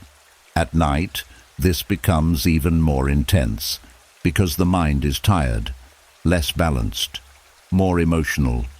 And in that state, interpretations tend to lean toward the negative. A simple moment becomes something heavier. A small mistake becomes something personal. A neutral situation becomes something meaningful in a painful way. Not because it truly is, but because the mind is no longer filtering clearly. The Stoics built their entire philosophy around this idea, that it is not events that disturb us, but the judgments we make about them. This is not meant to dismiss your experience. It is meant to show you where your power is, because if the suffering comes from interpretation, then interpretation can be examined, and slowly changed. This does not happen by force. You don't argue with every thought or try to replace it instantly. That only creates more tension. Instead, you begin to notice how quickly the mind assigns meaning, how fast it jumps from what happened to what it must mean. A message not replied to becomes, "I'm being ignored." A mistake becomes, "I'm not good enough." A moment of silence becomes, "Something is wrong." These interpretations feel automatic, immediate, almost invisible, but they are not facts, they are conclusions. And at night, when the mind is more sensitive, these conclusions feel stronger than they actually are. This is where Stoic awareness steps in, not to deny the thought, but to question the meaning behind it. Gently, without pressure, you begin to ask, is this the only way to see this? Not to create a positive illusion, but to open space. Because often there are other explanations, other meanings that are just as possible, but less emotionally charged. And the moment you see that, something shifts. The tightness around the thought begins to soften, because it is no longer the only truth. There is also a deeper understanding that comes with this. Sometimes the interpretation is shaped by past experiences, old patterns, previous pain that has not fully settled. And when something happens in the present, the mind connects it to those past meanings automatically. Not because it is accurate, but because it is familiar. This is why certain thoughts feel so convincing. They are not new, they are repeated. And repetition gives them strength. But once you see that, once you recognize that the meaning you are giving something may not belong fully to this moment, the grip begins to loosen. You start to separate what is happening now from what it reminds you of, and that separation brings clarity. The Stoics practiced returning to what is actually happening, not what it seems to mean. To the facts, not the story built around them, because facts are often much simpler, less heavy, less personal.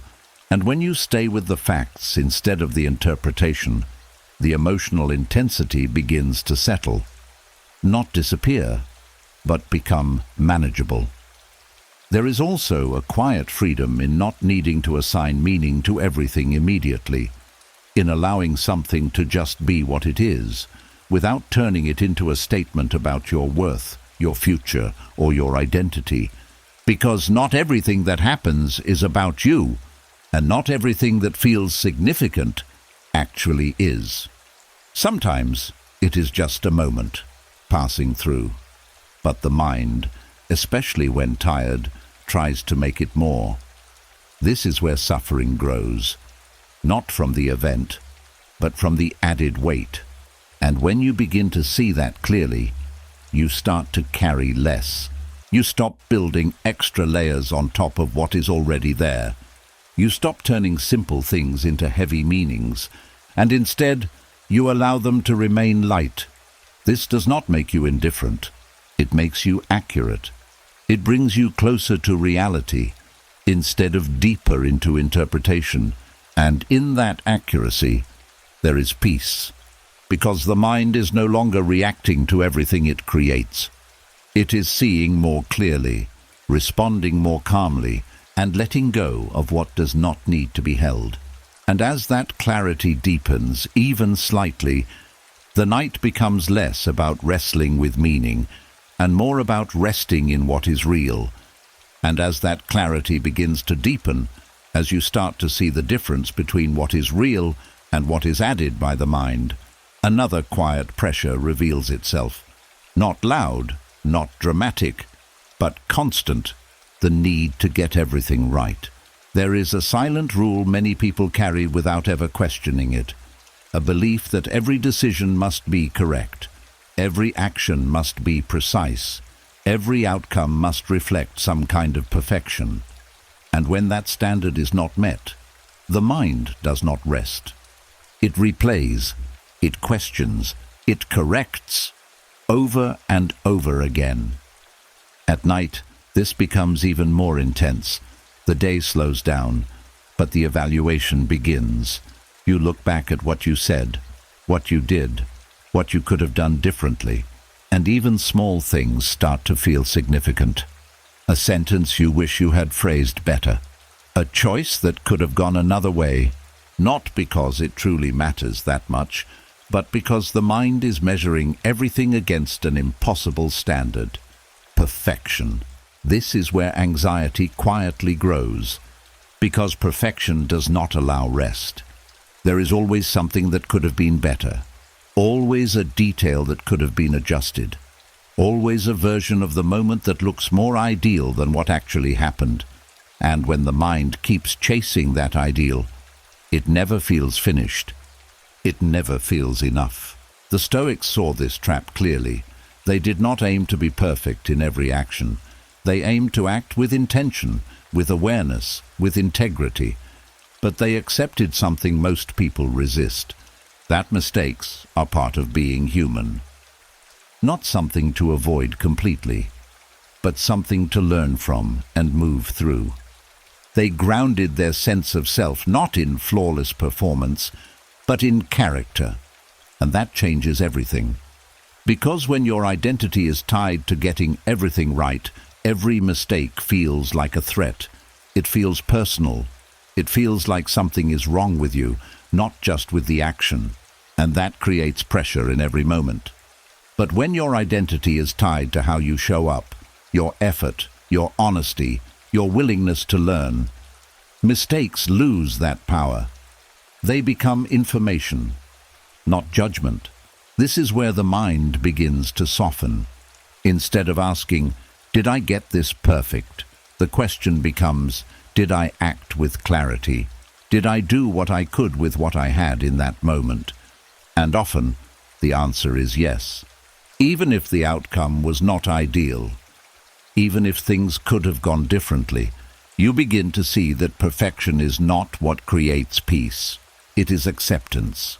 Acceptance that you will not always say the right thing, that you will not always make the best decision, that sometimes things will unfold in ways you did not expect, and that this does not define your worth.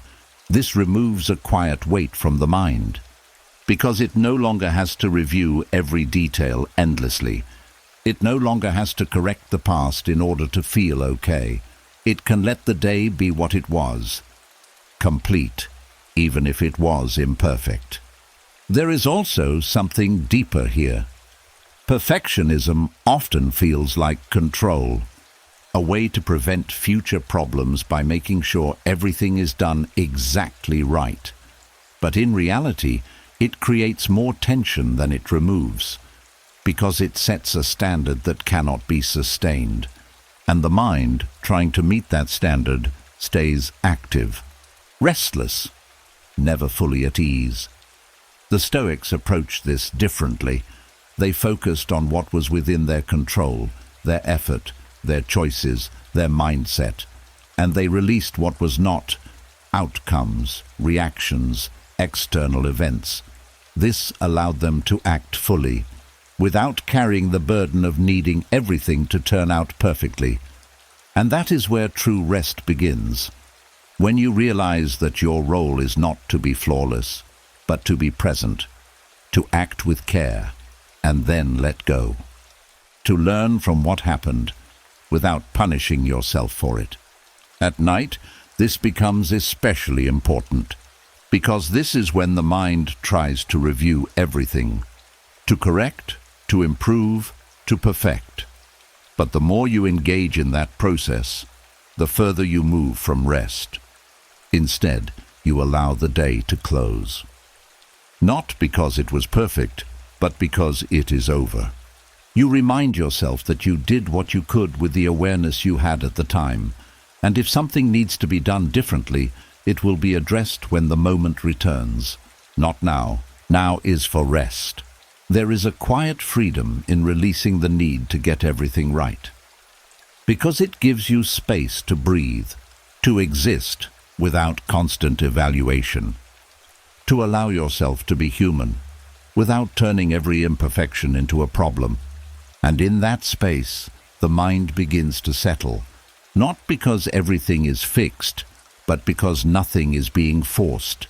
No constant correction, no endless review, just a quiet acceptance that you are learning, that you are growing. And that perfection is not required for peace.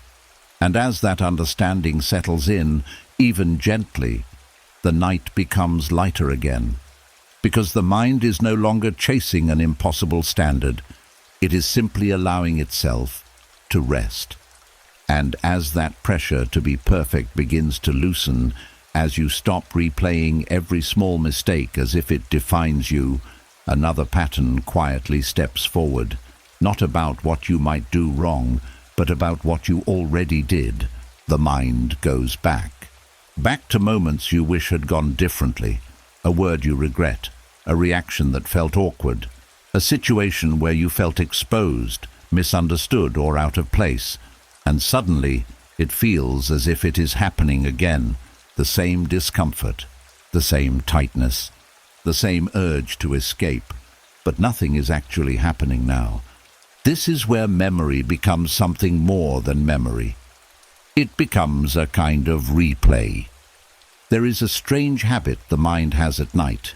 It searches through the past, not for what went well, but for what felt uncomfortable. It brings those moments forward, sharp and clear, as if they are still relevant, as if they still need to be fixed. And without noticing it, you begin to relive them, not as they were, but as they feel. This is where embarrassment turns into shame, because the mind does not just recall the event, it adds meaning to it. It says that was wrong. It says you shouldn't have done that. It says this is who you are. And that meaning begins to stick. But the truth is, the event is over. Completely. Nothing about that moment exists outside of your memory, and yet the mind continues to return to it. Why? Because embarrassment leaves an imprint. It creates a small wound in how you see yourself, a moment where your image did not match your expectation, and the mind, trying to protect you from repeating it, keeps bringing it back, as if reviewing it will prevent it from happening again, but instead, it keeps the feeling alive. The Stoics saw this clearly. They understood that the past cannot harm you unless you continue to carry it. That humiliation only has power if you keep giving it attention, and that the mind, left unchecked, will return to these moments not to heal, but to reinforce the feeling. This is why they practiced a kind of indifference to past embarrassment, not denial, not pretending it didn't happen, but refusing to treat it as something that defines them. They asked a simple question: does this moment still have control over my actions now? And if the answer was no, they let it go. This is where the cycle begins to break, because the mind revisits embarrassment as if it is still important, as if it still needs to be corrected. But when you see that it has no real impact on this moment, its grip weakens. You begin to separate what happened from what it means, and that changes everything. Because embarrassment is often tied to perception, to how you think others saw you, to how you imagine you appeared. But those perceptions are not fixed, they are not permanent, and most of the time, they are not even remembered by others in the way you think. But the mind treats them as if they are. This is where Stoic indifference becomes powerful, not caring in the sense of being cold, but in the sense of not attaching your identity to passing moments. Understanding that a single situation does not define your character, that a moment of awkwardness does not determine your worth. And once that becomes clear, the need to revisit it fades. You no longer feel the urge to correct it in your mind. You no longer feel the need to replay it for clarity, because there is nothing left to resolve. There is also a quiet shift that happens when you stop resisting the memory itself.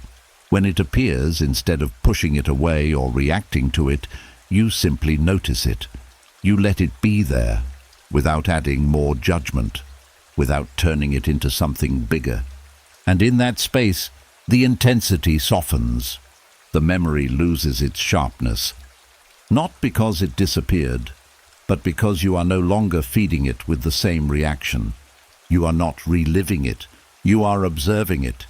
This is where shame begins to dissolve, because shame needs repetition to survive. It needs the mind to return to the same moment again and again, reinforcing the same meaning. But when that repetition stops, when the memory is no longer treated as something urgent, it begins to fade. Gradually, naturally, there is also something freeing in realizing that growth includes imperfection, that those moments you feel embarrassed about are part of learning, not evidence of failure, that without them there would be no change, no awareness, no progress. The Stoics accepted this fully. They did not expect themselves to be flawless. They expected themselves to improve. And improvement requires moments that are not perfect, moments that feel uncomfortable, moments that reveal where there is still something to learn. But once the lesson is there, the moment itself no longer needs to be carried. You can leave it behind. And when you do, the mind begins to quiet, because it no longer has to return to the same place. It no longer has to replay the same scene. It is free to stay here, in this moment, where nothing from the past is happening. And in that stillness, the weight of old embarrassment begins to lift. Not because the past has changed, but because you have. And that is enough to let it go. And as those old memories begin to loosen, as the past slowly loses its grip, something deeper and more unsettling can quietly rise to the surface. Not a fear of what happened, not even a fear of what might happen, but a fear of something much closer, a fear of the mind itself. There comes a moment, often in the stillness of the night, when thoughts feel less like something you observe, and more like something that is happening to you. They come faster, louder, more intense, and suddenly it feels as if you are no longer in control. And that is where the fear shifts. It is no longer about the content of the thoughts, but about the fact that they are there at all. The mind starts to question itself. Why am I thinking this? Why can't I stop? What if this gets worse? And in that questioning, something begins to tighten. Because now it is not just the thought that creates discomfort. It is the reaction to having the thought. This is where anxiety becomes more terrifying, when you begin to fear your own thinking. Because it feels like there is nowhere to escape. You can walk away from a situation, you can change your environment, but you cannot step outside your own mind. And when that space feels unstable, it creates a deeper kind of tension, a fear that says, what if I lose control completely? But this fear is built on a misunderstanding. The presence of thoughts, even intense, unwanted, or repetitive ones, does not mean you have lost control. It means your mind is active. It means it is producing content, just as it always has. The difference is not in the thoughts themselves, but in how closely you are identifying with them. The Stoics recognized this separation.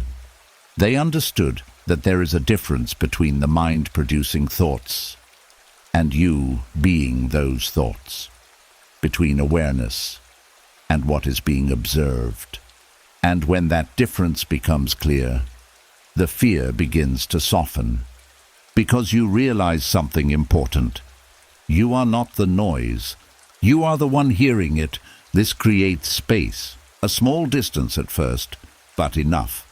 Enough to notice that a thought can appear without you needing to follow it, that it can be intense without being dangerous, that it can pass without needing to be stopped.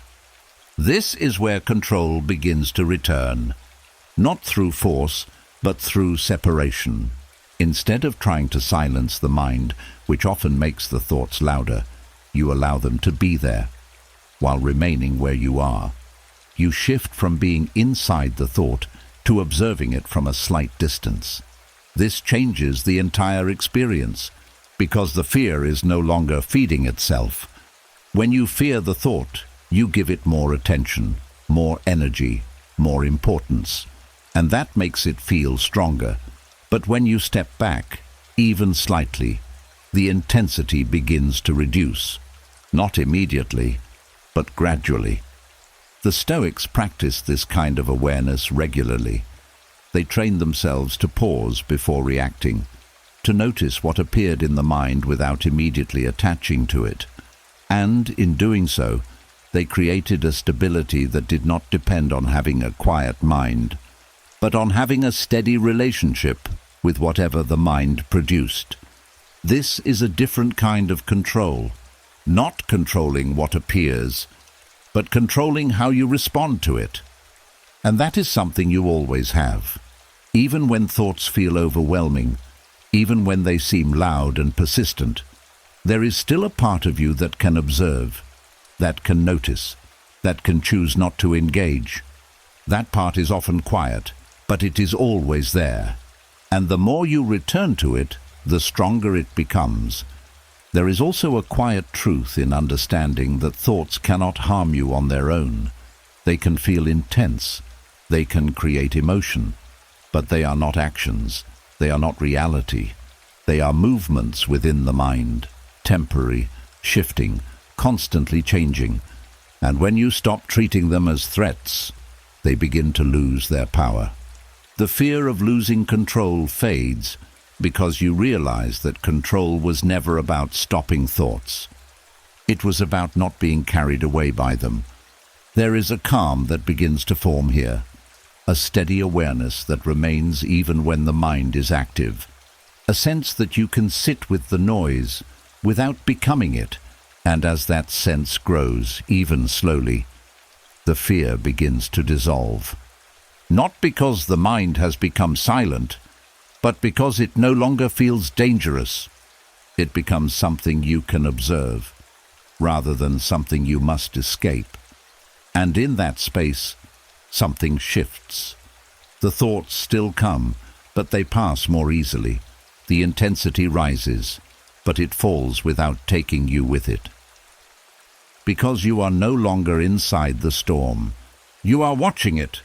And that distance, that quiet separation, is what allows the mind to settle again, not by force, but by understanding. And in that understanding, the night becomes less about fighting your thoughts and more about resting beside them, without fear. And as that distance begins to grow, as you realize you are not your thoughts, but the one observing them, something else quietly comes into the light. Not something new, but something that has been there all along, waiting.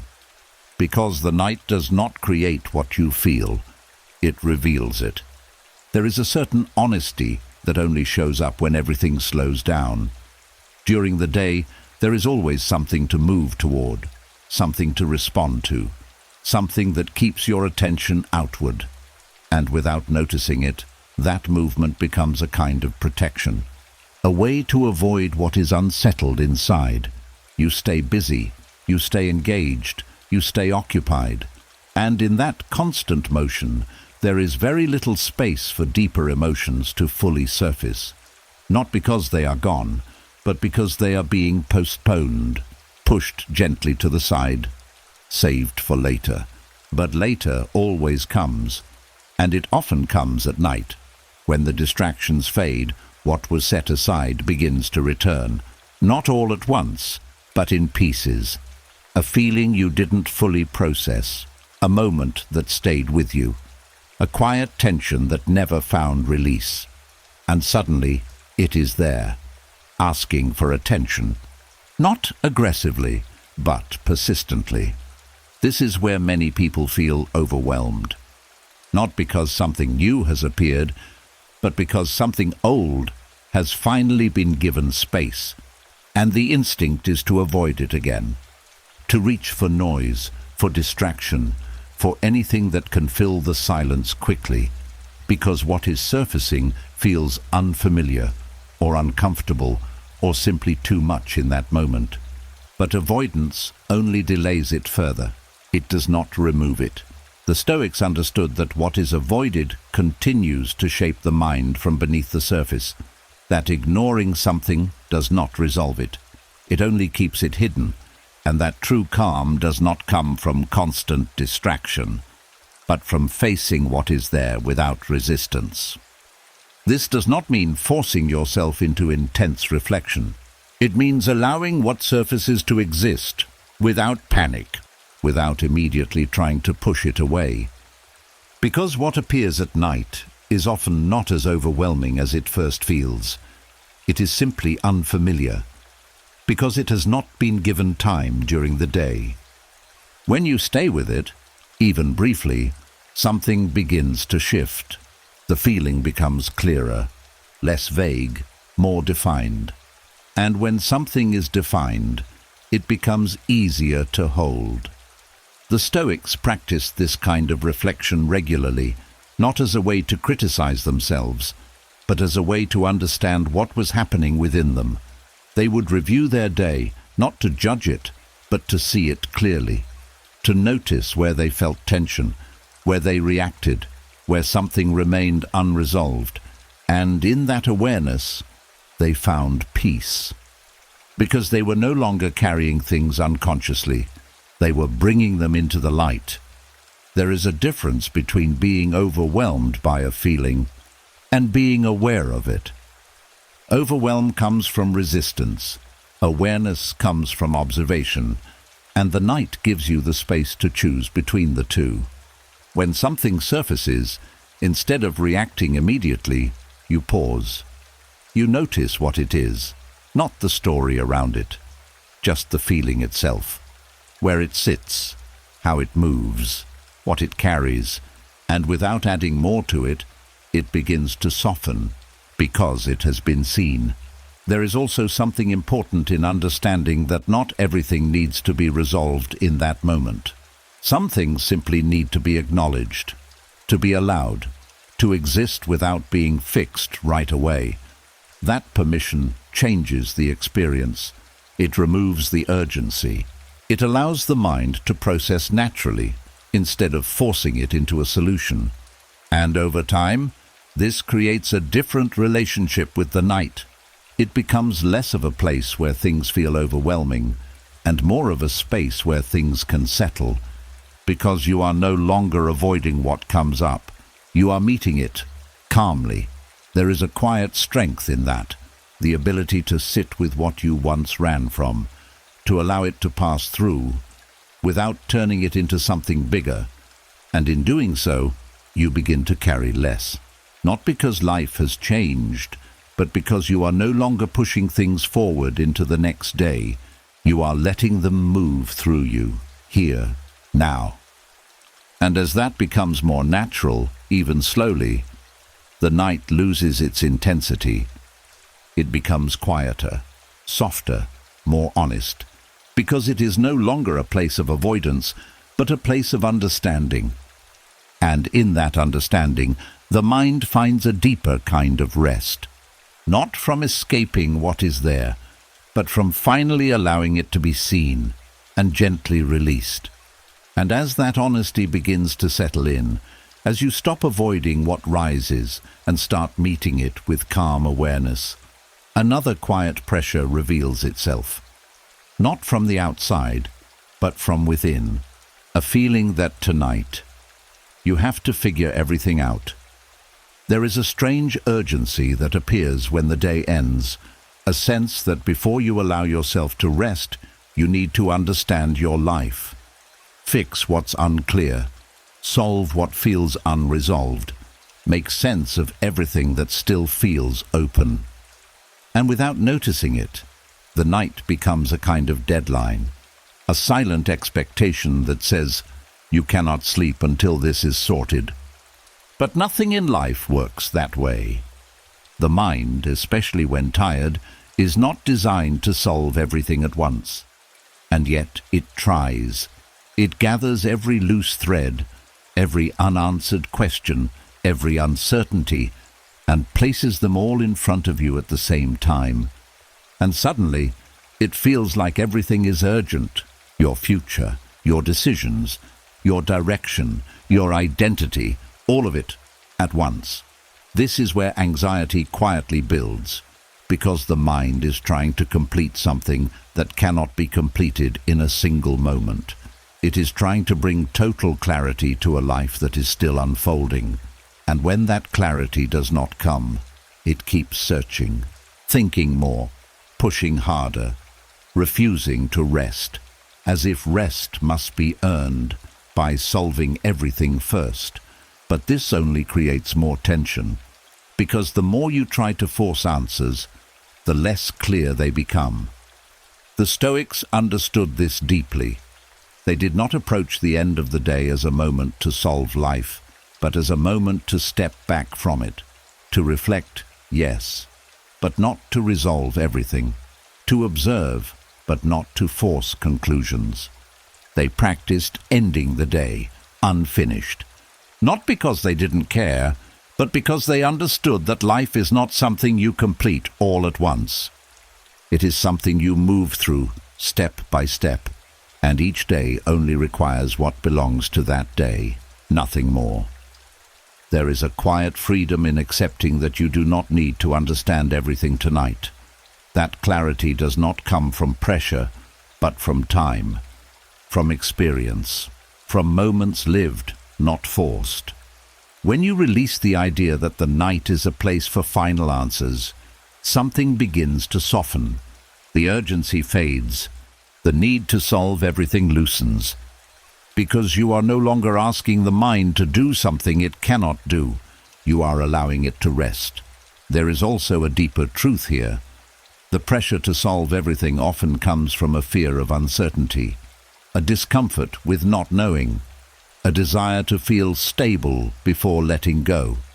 But trying to remove all uncertainty before sleep is like trying to calm the ocean by controlling the waves. It doesn't work. The Stoics did not try to eliminate uncertainty. They learned to live with it, to accept that not everything will be clear, that some questions will remain open, that some paths will take time to reveal themselves. And instead of resisting that, they allowed it. They trusted that tomorrow would bring what tomorrow brings, and that was enough. This is where the mind begins to find rest, not in having all the answers, but in releasing the need to have them right now. You begin to understand that you can sleep, even with unfinished thoughts, that you can rest, even with questions still open, that nothing about your life needs to be fully solved in this moment for you to be allowed peace. That realization changes the entire experience of the night. Instead of feeling like a final checkpoint, it becomes a pause, a space between days, a place where you can set things down, even if only temporarily. You remind yourself gently, this can wait, not because it doesn't matter, but because this is not the moment for it. And in that permission, the mind begins to release its grip. The thoughts slow down, the pressure eases, because they are no longer being forced into resolution. They are being allowed to exist, without needing to be completed. This is the Stoic art of ending the day, not perfectly, not with everything figured out, but with a quiet acceptance that you have done what you could today, that what remains belongs to another moment, and that right now, rest is enough. There is a deep kind of peace in that, the kind that does not come from control, but from release, from letting the day close, without carrying it forward into endless thinking. And as that understanding settles in, even gently, the night becomes lighter, because it is no longer a place where everything must be solved. It becomes a place where everything can simply be set down. And in that space, the mind finally allows itself to rest, and as that pressure finally begins to ease, as you allow the day to end without solving everything, Another quiet realization starts to form. Not about what you need to figure out, but about how you've been responding to what shows up in your mind. Because not every thought is just a thought anymore. Some of them feel like instructions. There is a subtle shift that happens without warning. A thought appears, and instead of simply noticing it, you react as if it's telling you what to do. It says, "You need to fix this." It says, "Think about this now." It says, "Don't forget this, or something will go wrong." And without questioning it, you obey, you follow it. You give it your full attention, as if it has authority. But where did that authority come from? The anxious mind does something very specific. It takes intrusive thoughts, random, repetitive, often unnecessary, and treats them like urgent commands, not suggestions, not passing ideas, commands. And that changes everything.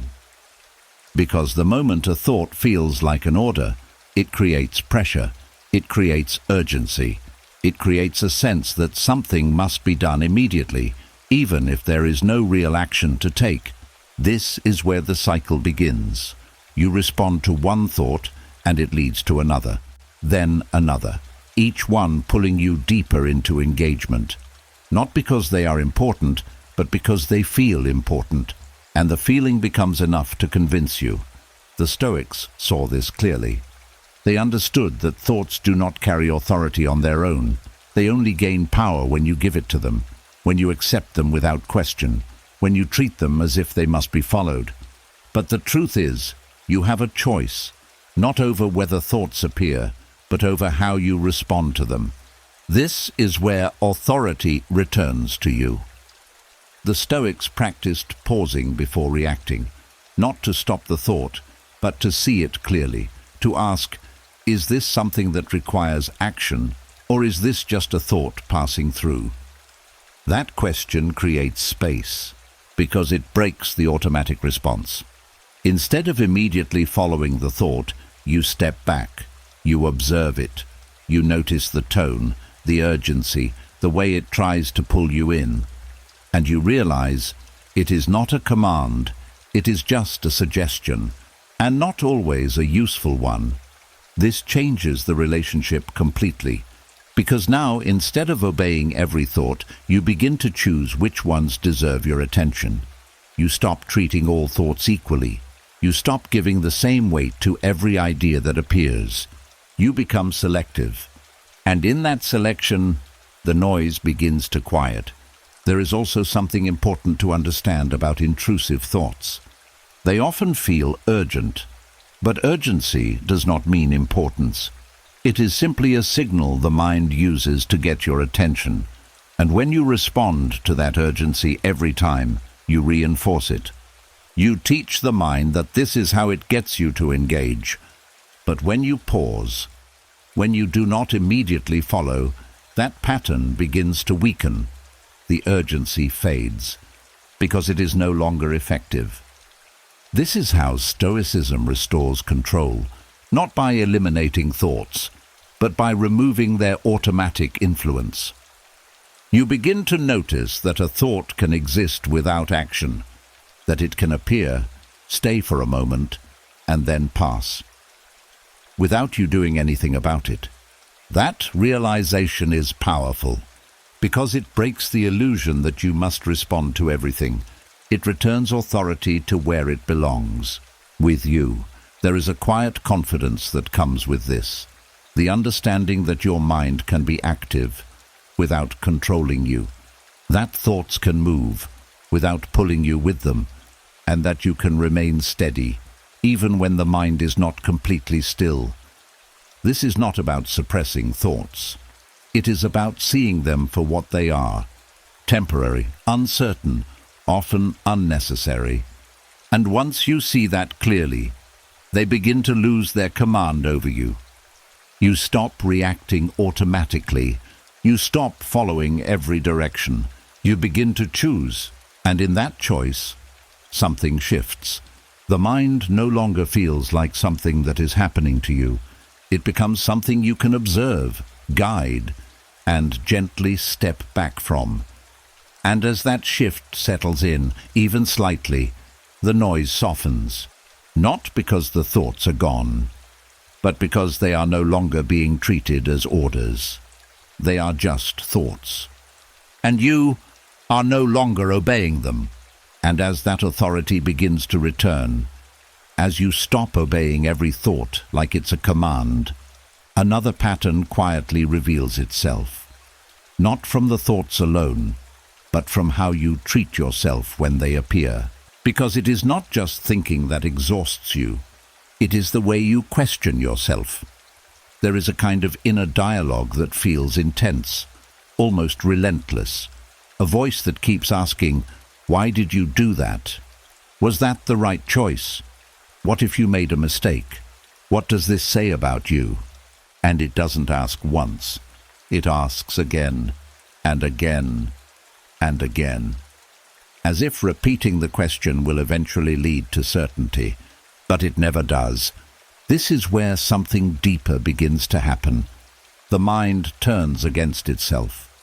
What started as reflection slowly becomes interrogation, not calm observation, but pressure, not curiosity, but judgment.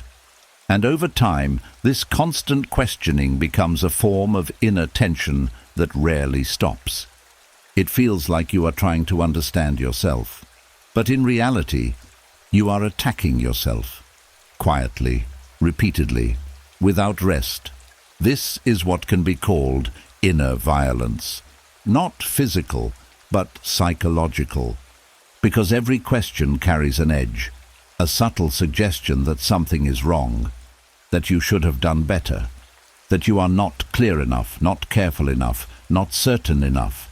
And when this becomes constant, the mind never gets to settle. It stays alert, defensive, always trying to answer, always trying to prove something. This is where anxiety deepens, because there is no peace in a mind that is always under examination. The Stoics understood the value of reflection, but they approached it very differently. They did not interrogate themselves endlessly. They did not demand perfect answers from every situation. Instead, they practiced something much calmer. They observed, and then they released. They would review their actions with honesty, yes, but without cruelty. Without turning every moment into a judgment about their character, they focused on learning, not punishing. And that distinction changes everything.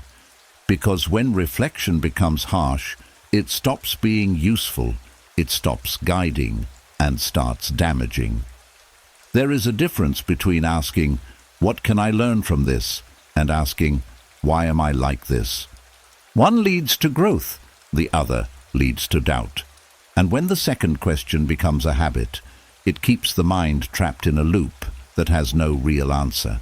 The Stoics avoided this by grounding themselves in something simple. They focused on what they could do better, not on tearing themselves apart for what had already happened. They understood that you cannot improve by constantly attacking yourself. You improve by seeing clearly and moving forward. There is also something important in recognizing that not every question needs to be answered. Some questions are not designed to bring clarity.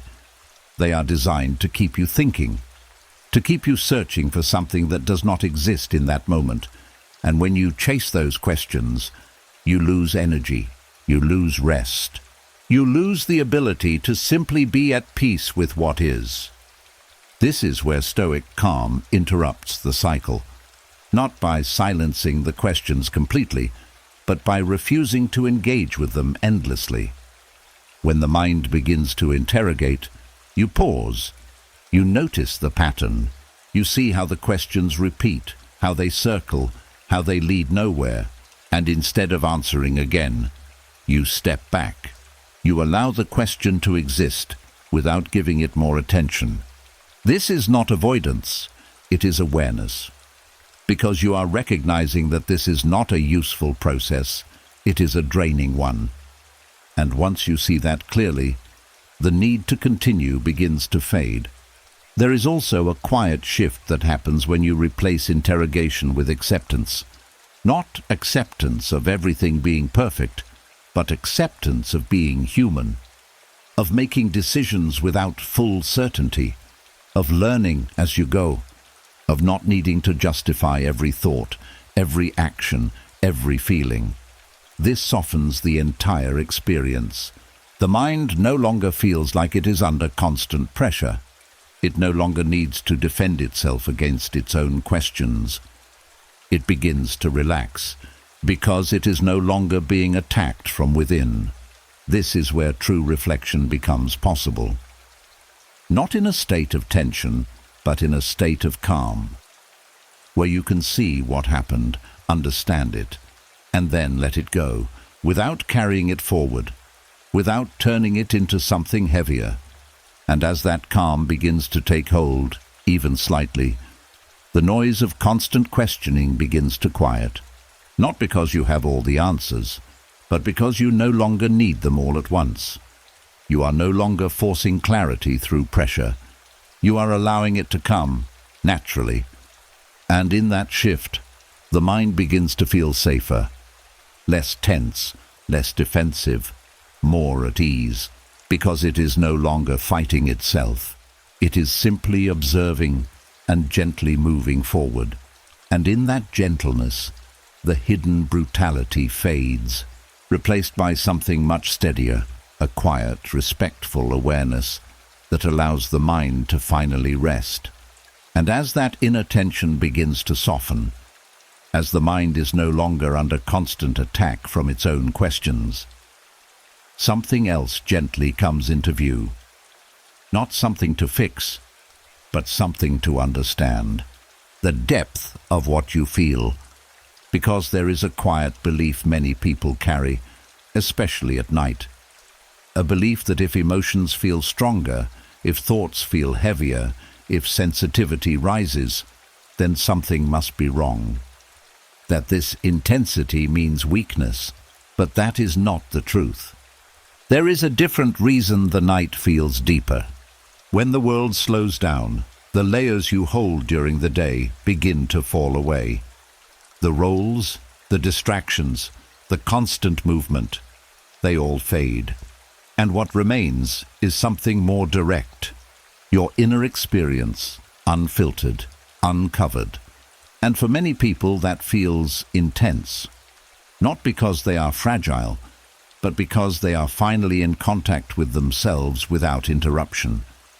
This is not weakness, it is awareness. But without understanding it, the mind starts to judge it. It says, "Why am I feeling this so strongly?" It says, "I shouldn't be this affected." It says, "I need to calm down." And in that judgment, the experience becomes heavier. Because now, you are not just feeling something, you are resisting it. The Stoics did not shame emotional depth. They did not expect themselves to be cold or disconnected. What they practiced was not the removal of feeling, but the mastery of reaction, the ability to feel fully without being carried away. This is an important distinction, because feeling deeply does not mean losing control. It means something is present. And when you stop judging that presence, it becomes easier to hold. At night, emotions often rise more clearly because there is finally space for them. Things you did not have time to process during the day begin to surface. Not all at once, not in a structured way, but in waves. And the instinct is to push them away, to calm them quickly, to return to a state that feels more stable. But this creates resistance, and resistance adds pressure. The Stoic approach is different. It allows the feeling to exist, without immediately trying to change it. You notice it, you sit with it, not to analyze it, not to fix it, but to let it move naturally. Because emotions, when not resisted, tend to pass more smoothly. They rise, they stay for a moment, and then they shift. But when you judge them, when you tell yourself they shouldn't be there, they become stuck. They linger, they repeat. not because they are stronger, but because they are being held in place by resistance. There is also something important in recognizing that sensitivity is not a flaw. It is a form of awareness. It allows you to notice what others might ignore, to feel what is subtle, to pick up on things that are not always obvious, and when guided properly, it becomes a strength. But when misunderstood, it becomes something you try to suppress. The Stoics did not suppress. They directed. They understood that emotions are part of being human, but reactions are a choice, and by focusing on that choice, they created stability without losing depth. This is where mastery begins, not in eliminating feeling, but in remaining steady within it. At night, when everything feels closer, this becomes your practice. You feel what is there, without labeling it as too much. You allow it, without turning it into a problem. You stay present, without being pulled into reaction. And slowly, something changes. The intensity becomes easier to hold. The waves feel less overwhelming. Because you are no longer fighting them, you are allowing them to pass through. There is a quiet strength in this, the ability to feel deeply and remain calm, to experience emotion without losing your center, to be sensitive without being unstable. And as that strength grows, even gently, the way you see yourself begins to shift. You no longer view your depth as something to fix.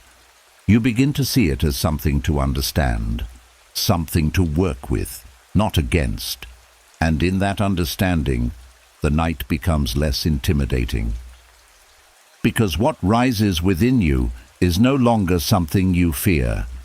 It is something you can meet, calmly, steadily, without judgment. And in that space, something settles, not because the emotions disappear, but because they are no longer resisted. They are simply allowed. And in that allowance, the mind begins to rest more naturally, not by becoming numb, but by becoming balanced. And that balance is where true calm begins to form. And as that balance begins to settle in, as you learn to sit with your emotions without turning them into problems, another quiet pattern reveals itself. Not in how you feel, but in what you reach for when the feeling becomes uncomfortable. The need to be reassured.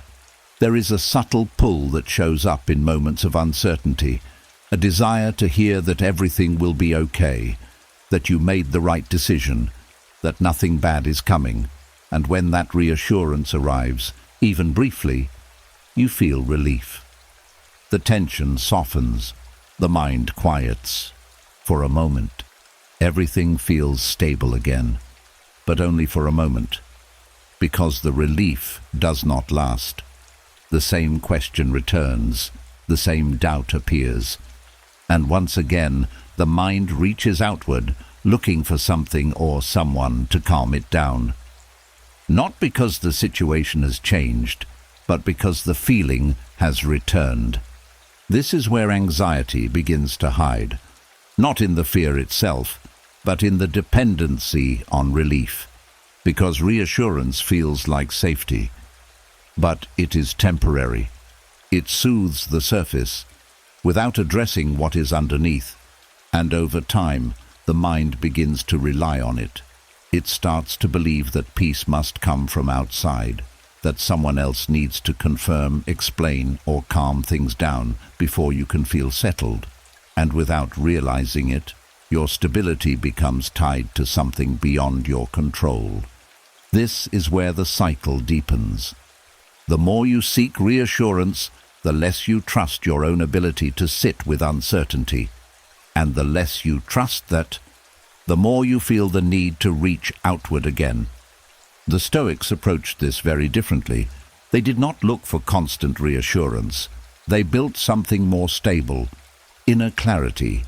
They understood that no amount of external comfort can fully remove uncertainty, that life will always contain unknowns, and that trying to eliminate that through reassurance only creates a fragile kind of peace, one that depends on constant confirmation. Instead, they trained themselves to remain steady, even when answers were not available, not by forcing calm, but by changing how they responded to uncertainty. When a doubt appeared, they did not immediately look for someone to remove it. They paused, they observed it, they asked themselves what was actually within their control in that moment. And often, the answer was very simple. Their response, their perspective, their next action, nothing more. This brought the focus back inward, not in isolation, but in strength, because they were no longer waiting for something outside to settle what was inside. They were developing the ability to do that themselves.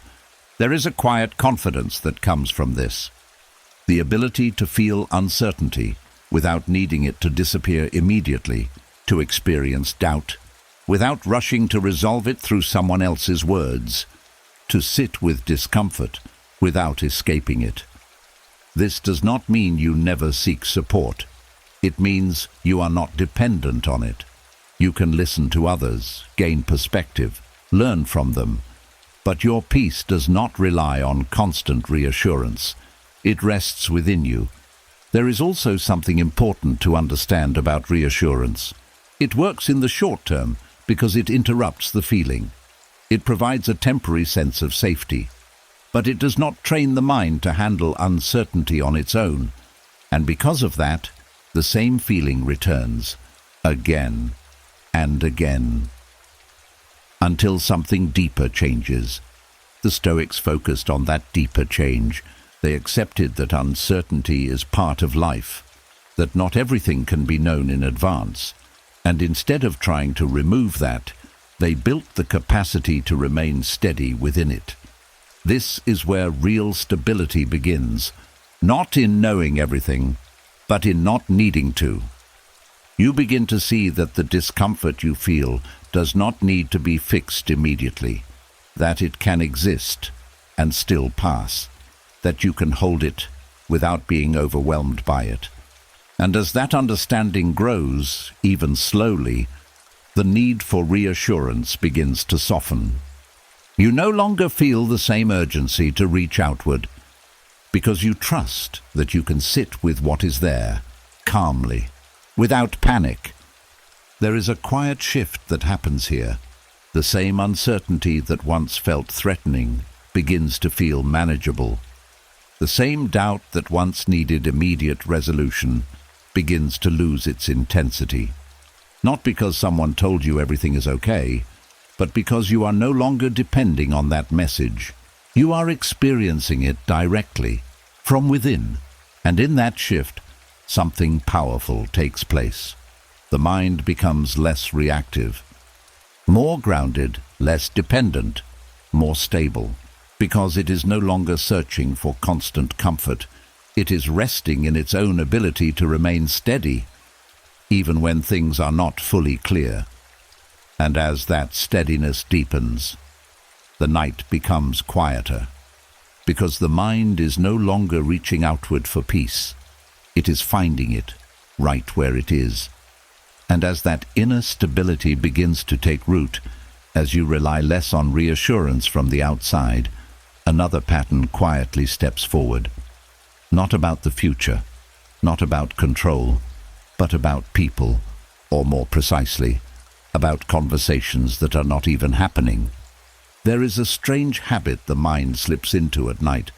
It starts replaying what was said, what could have been said, what should have been said. Then it moves forward, predicting how someone might respond, how they might react, what they might think. And before you realize it, you are deep inside a conversation that exists only in your head. You answer questions no one has asked. You defend yourself against reactions no one has given. You explain things to people who are not even there, and the more it continues, the more real it feels. This is the tyranny of imagined conversations, because it does not just take your attention, it takes your peace. The mind treats these scenarios as if they matter right now, as if something needs to be resolved immediately, as if someone, somewhere, is judging, reacting, forming an opinion, and you need to prepare for it. But nothing is actually happening. The other person is not present. The conversation is not real. And yet, the emotional response is.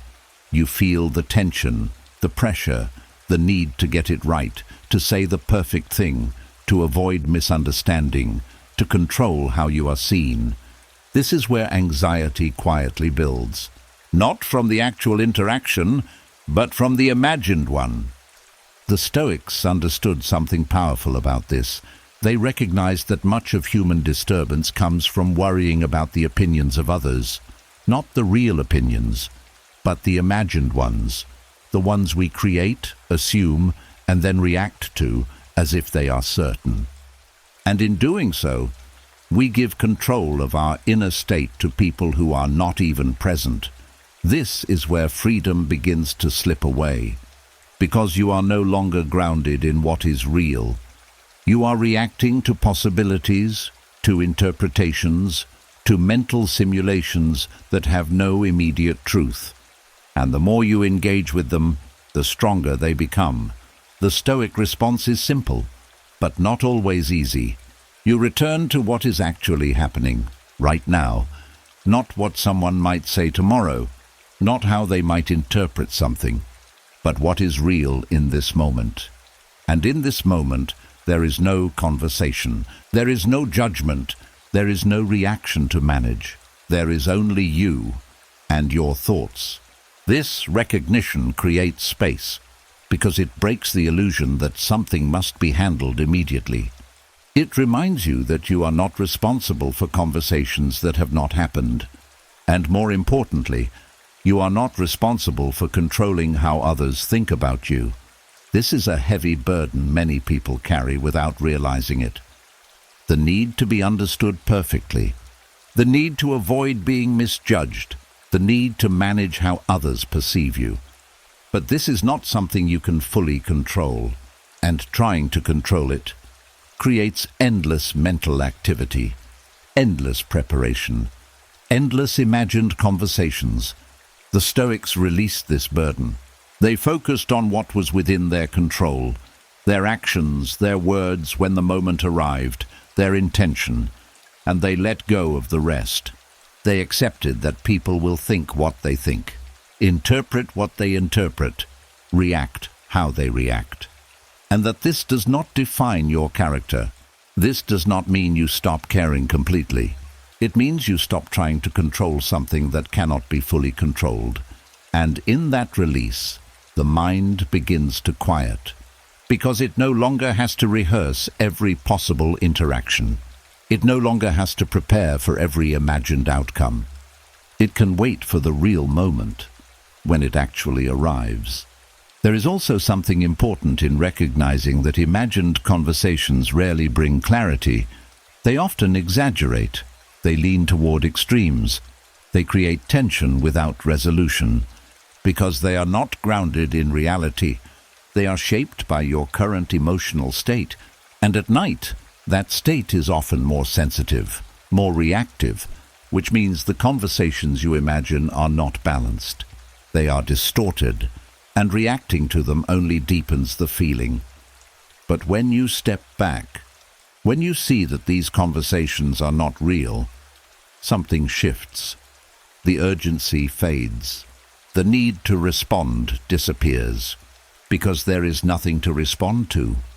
You begin to understand that you can leave these conversations where they are, unspoken, unresolved, until the moment actually comes.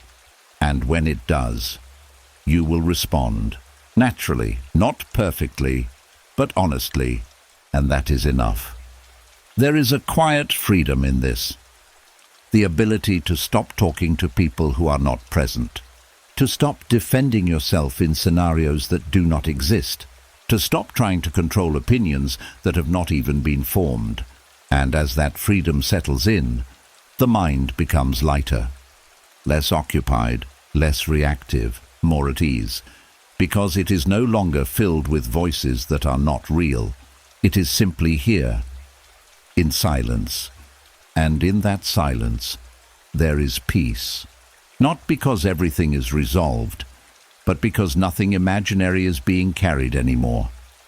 And as that silence becomes clearer, as you stop filling it with voices that are not real, something deeper begins to rise. Not just thoughts, not just emotions, but a quiet feeling that is harder to explain. A kind of restlessness, not the kind that comes from having too much to do, but the kind that stays even when everything is still. When the room is quiet, the body is tired, the mind is not chasing anything specific, and yet something feels unsettled, something feels off. This is the kind of discomfort that does not come from outside, it comes from within. And often, it has nothing to do with fear or uncertainty or even overthinking. It comes from something more subtle, a disconnection. There is a quiet truth the Stoics spoke about, one that is easy to overlook. They believed that peace is not just about calming the mind. It is about living in alignment with your own values, with what you know is right, with what feels honest to you. And when there is a gap between how you live and what you believe, that gap creates tension, not always obvious, but always present. During the day, it is easy to ignore this. You stay busy, you move forward, you focus on what needs to be done, and that movement keeps the discomfort in the background. But at night, when everything slows down, that gap becomes visible. You begin to feel it, not as a clear thought, but as a kind of unease, a sense that something is not fully settled inside you. This is not weakness, it is awareness. The mind is not just reacting to external things, it is responding to your own internal state, to the way you have acted, the choices you have made, the things you may have avoided, ignored, or pushed aside. And when those things do not align with your deeper sense of truth, the mind does not fully relax. It stays restless, because it is trying to bring your attention back to that misalignment. The Stoics did not ignore this feeling. They respected it. They saw it as a signal, not something to suppress. A quiet message that something within needs to be brought back into balance. This is where their practice of self-examination becomes powerful. Not the kind of harsh questioning that creates tension, but a calm, honest look at how you are living. You begin to ask yourself simple questions. Did I act in a way that feels right to me today? Did I avoid something I know matters? Did I say something that doesn't sit well with me? These are not questions to judge yourself. They are questions to reconnect. Because often, restlessness is not about what you are thinking. It is about how you are living. And when there is even a small misalignment, the mind feels it. It may not be loud, but it is enough to disturb your peace. The Stoics believed that living with integrity creates a kind of inner stability that cannot be shaken easily. Not because life becomes perfect, but because you are no longer in conflict with yourself. And that removes a huge source of tension. There is also something important in recognizing that this does not require perfection. You are not expected to get everything right, to always act flawlessly. That would only create more pressure. What matters is awareness and correction, seeing where something felt off, and gently bringing it back into alignment over time. This process is quiet, gradual, but powerful, because every small step toward honesty, toward integrity, toward living in a way that feels true, reduces that inner friction, and as that friction decreases, the restlessness begins to fade. Not instantly, but steadily. There is a different kind of calm that comes from this, not just the absence of anxious thoughts, but the presence of inner alignment. a sense that you are not divided within yourself, that what you do and what you believe are not in conflict. And when that happens, the mind rests more easily, because it is no longer trying to resolve something beneath the surface. It is no longer carrying a quiet tension it cannot explain. It is simply at ease with itself. And that ease is not created through thinking more. It is created through living in a way that feels right, even in small ways. And as that understanding deepens, even slightly, the night becomes less restless. Because the mind is no longer unsettled by hidden conflict. It is grounded, steady, aligned. And in that alignment, a deeper kind of peace begins to take shape. Not forced, not fragile, but quietly stable, from within.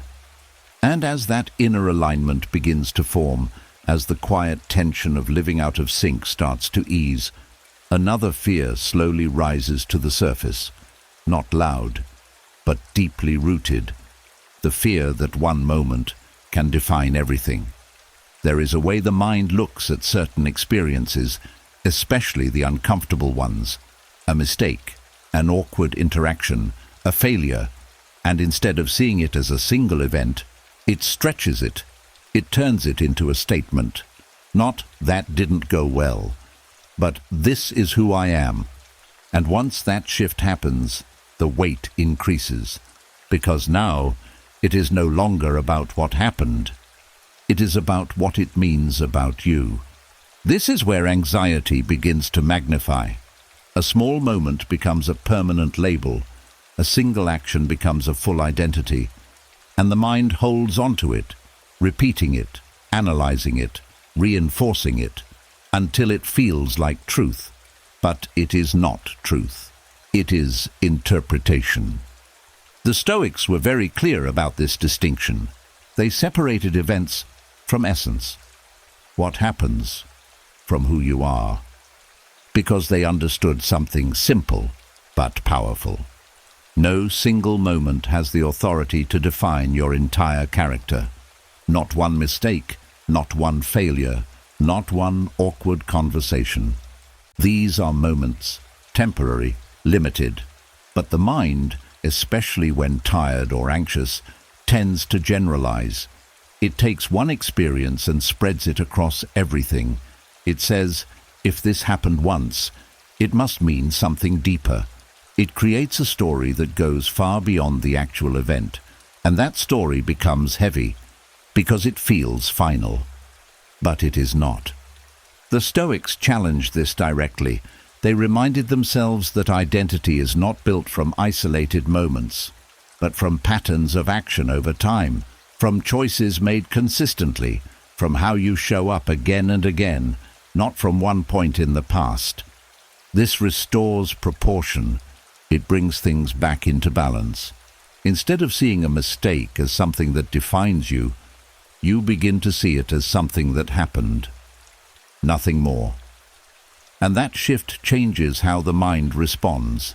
The intensity decreases. The need to replay fades. Because the event is no longer carrying the weight of your entire identity. There is also something important in understanding that growth requires moments that are not perfect. Without them, there is nothing to learn from, nothing to adjust, nothing to improve. But when those moments are turned into identity, they stop being useful. They become limiting. They hold you in place instead of helping you move forward. The Stoics did not aim to avoid mistakes.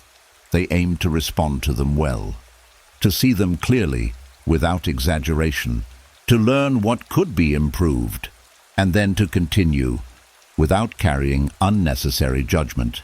This creates a different relationship with the past. You no longer see it as something that defines you. You see it as something that informs you. And that difference is everything. Because one traps you, the other frees you. There is a quiet relief in realizing that you are not the worst moment you remember, that you are not the single mistake your mind keeps returning to, that your identity is not fixed by one experience, You are something much broader, more flexible, more capable of change. And once that becomes clear, the fear begins to loosen. Because the mind no longer has to protect you from being defined by one moment. It no longer has to magnify every mistake. It can allow things to be what they are, small, limited, part of a larger picture. There is also strength in returning to the present when this fear appears. When the mind tries to attach identity to a past event, you gently bring your attention back to what you are doing now, how you are acting now, what choices you are making in this moment. Because this is where your identity is actually being shaped, not in the past, but here. And as you focus on that, the past loses its ability to define you. It becomes just one part of a much larger story, one that is still unfolding, one that is not finished. And that understanding brings a quiet kind of freedom. You no longer feel trapped by what has already happened. You no longer carry the weight of needing to prove that one moment was not who you are. You simply continue, steadily, with awareness, with intention, and in that movement, the mind begins to settle. Because it is no longer trying to protect an identity built from fear. It is grounded in something more stable, something that grows with each moment, something that cannot be reduced to a single experience. And in that stability, the night becomes lighter, because the past is no longer defining the present. It is simply part of what led you here. And here is where you continue to become who you are. And as that fear begins to loosen, as you stop letting one moment define your entire identity, something else quietly comes into focus. Not about what you did, but about who you feel you have to be, because there is a weight many people carry, without ever naming it. The weight of expectations, not always spoken, not always obvious, but present in the way you think, in the way you act, in the standards you hold yourself to. And during the day, you carry it well. You show up, you perform, you respond, you meet what is asked of you. But at night, when everything becomes still, that weight does not disappear. It follows you. There is a quiet pressure that begins to surface. Thoughts about how you should be doing more, doing better, being different, being stronger, smarter, more successful, more composed, and without noticing it, you begin to measure yourself again, against something, against someone, against a standard that may not even belong to you. This is the nightly burden of carrying everyone's expectations, because much of what you feel is not just coming from within, it is coming from what you have absorbed over time, from what others expect, from what society suggests, from what you believe you are supposed to become. And when those expectations sit quietly in the background, they shape how you see yourself, even when no one is there, even when no one is watching. The mind continues the performance. It replays conversations. It evaluates your actions. It imagines how others might judge you. And it tries, constantly, to meet a standard that feels just out of reach. This is where anxiety quietly grows. Not from your own values, but from borrowed ones. The Stoics were very careful about this. They understood that much of human suffering comes from trying to live according to expectations that are not aligned with one's own nature, from chasing approval, from performing roles that feel disconnected from who you truly are. And they chose something different. They focused on what was within their control, their character, their actions, their intentions, not on how they were perceived, not on whether they met every external expectation, because those things are unstable. They change. They depend on others, and building your peace on them creates constant pressure. This is where release begins. When you start to question the expectations you are carrying, not aggressively, but honestly. Is this something I truly value, or something I learned to value? Is this how I want to live, or how I feel I'm supposed to live? These questions create space, because they begin to separate what is yours from what is not. And once you see that, the weight begins to shift. You realize that not every expectation needs to be fulfilled. Not every standard needs to be met. Not every role needs to be perfectly performed. Some of them can be set down, quietly, without resistance. There is also something freeing in recognizing that you are allowed to exist without constantly proving yourself. That your worth is not something that needs to be validated through performance, through meeting every expectation placed on you.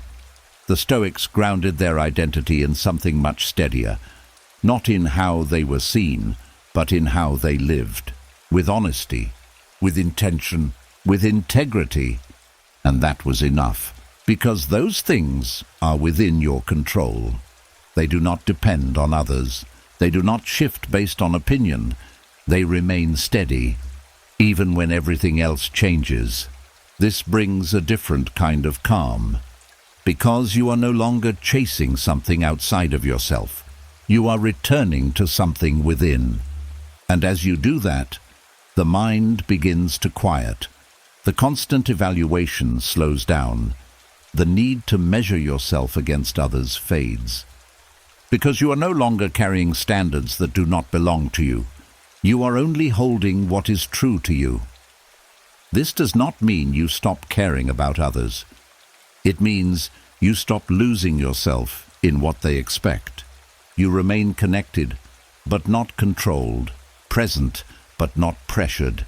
And at night, this makes a difference, because the mind is no longer filled with voices that are not your own. It is no longer trying to meet every expectation before it can rest. It is simply allowed to be, without performance, without comparison, without the constant need to prove. And in that space, something settles, a quiet kind of relief, because the weight you were carrying was never fully yours to begin with. And now, you are finally setting it down, gently, completely, allowing yourself to rest, without needing to be anything more than what you are. And as that weight begins to fall away, as you stop carrying expectations that were never truly yours, something else quietly comes into focus. Not about what you should be, but about how everything suddenly feels so urgent. Because there is a strange shift that happens at night. Things that felt small during the day suddenly feel big. Things that could wait suddenly feel like they must be handled now. A simple concern becomes a pressing issue. A passing thought becomes something that demands your full attention. And before you realize it, everything feels like it's on fire. But nothing has actually changed. Only the feeling has. This is where anxious minds make a subtle mistake. They confuse urgency with importance. The mind sends a signal, strong, immediate, intense, and you assume it must mean something serious. That if it feels this urgent, it must matter right now. That it cannot wait. That it needs to be solved before you can rest. But urgency is not always truth. It is often just intensity. And intensity, especially at night, is shaped by fatigue, emotion, and lack of distraction. The Stoics understood that the mind is not always a reliable judge of timing, that just because something feels immediate does not mean it actually is, and that reacting to every internal signal as if it is critical creates unnecessary stress, because not everything is a fire. But the anxious mind treats it that way. It reacts quickly, it jumps in, it tries to solve, fix, understand, resolve, all at once, and in doing so, it keeps itself active, alert, restless, unable to settle. This is where the cycle continues. One thought leads to urgency. Urgency leads to reaction. Reaction leads to more thinking, and the mind never gets the chance to slow down. The Stoic response is different. It introduces patience, not passive waiting, but deliberate pause. When a thought appears with urgency, instead of reacting immediately, you step back. You create a small space between the feeling and your response, and in that space, you ask something simple. Does this truly need to be handled right now? Most of the time, the answer is no. It can wait.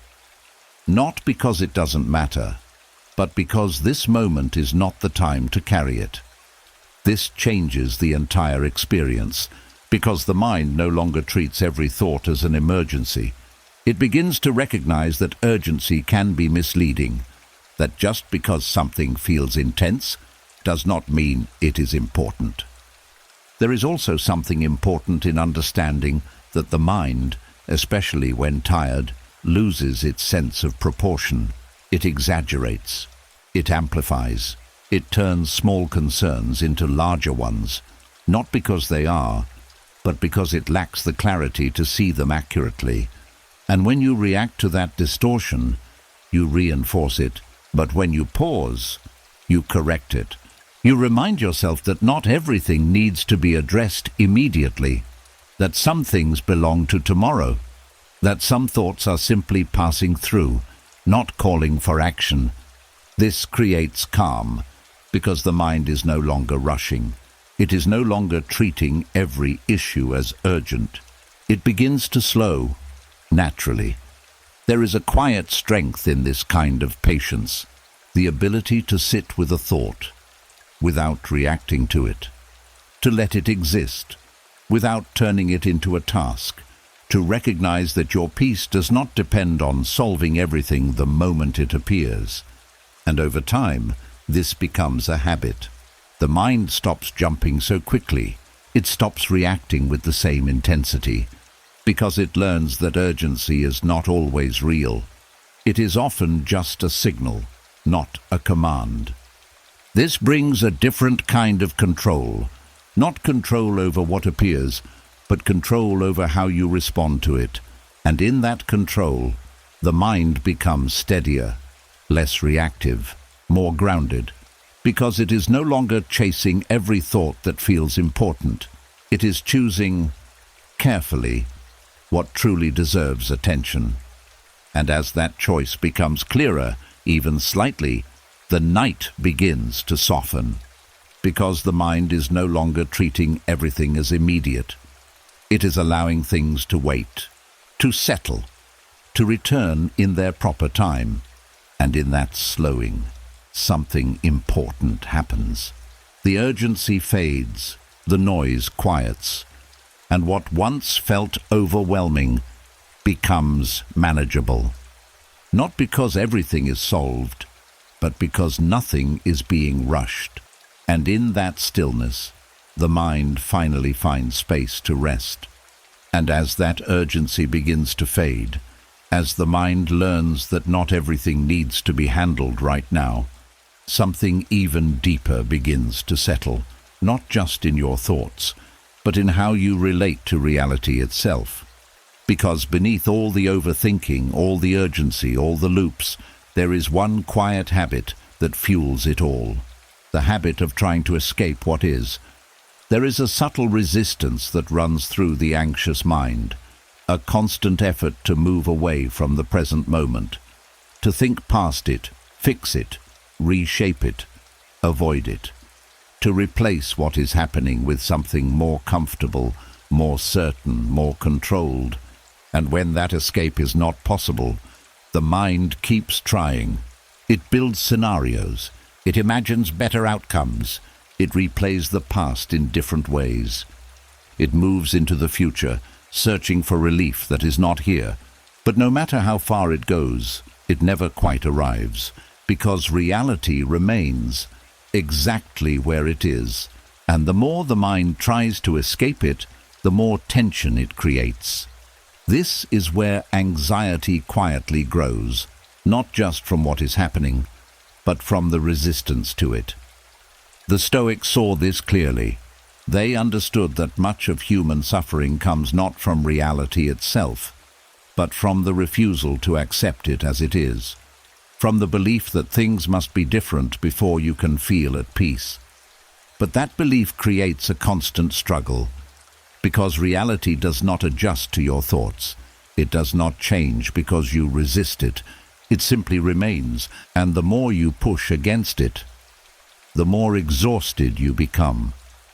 This is why Stoicism does not teach escape.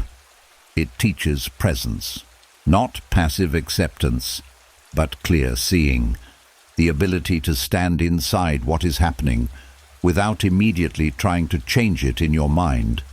This is where relief begins, not when everything becomes perfect, but when you stop fighting what is already here. There is a quiet shift that happens when you allow reality to be what it is, even for a moment. You stop trying to rewrite it.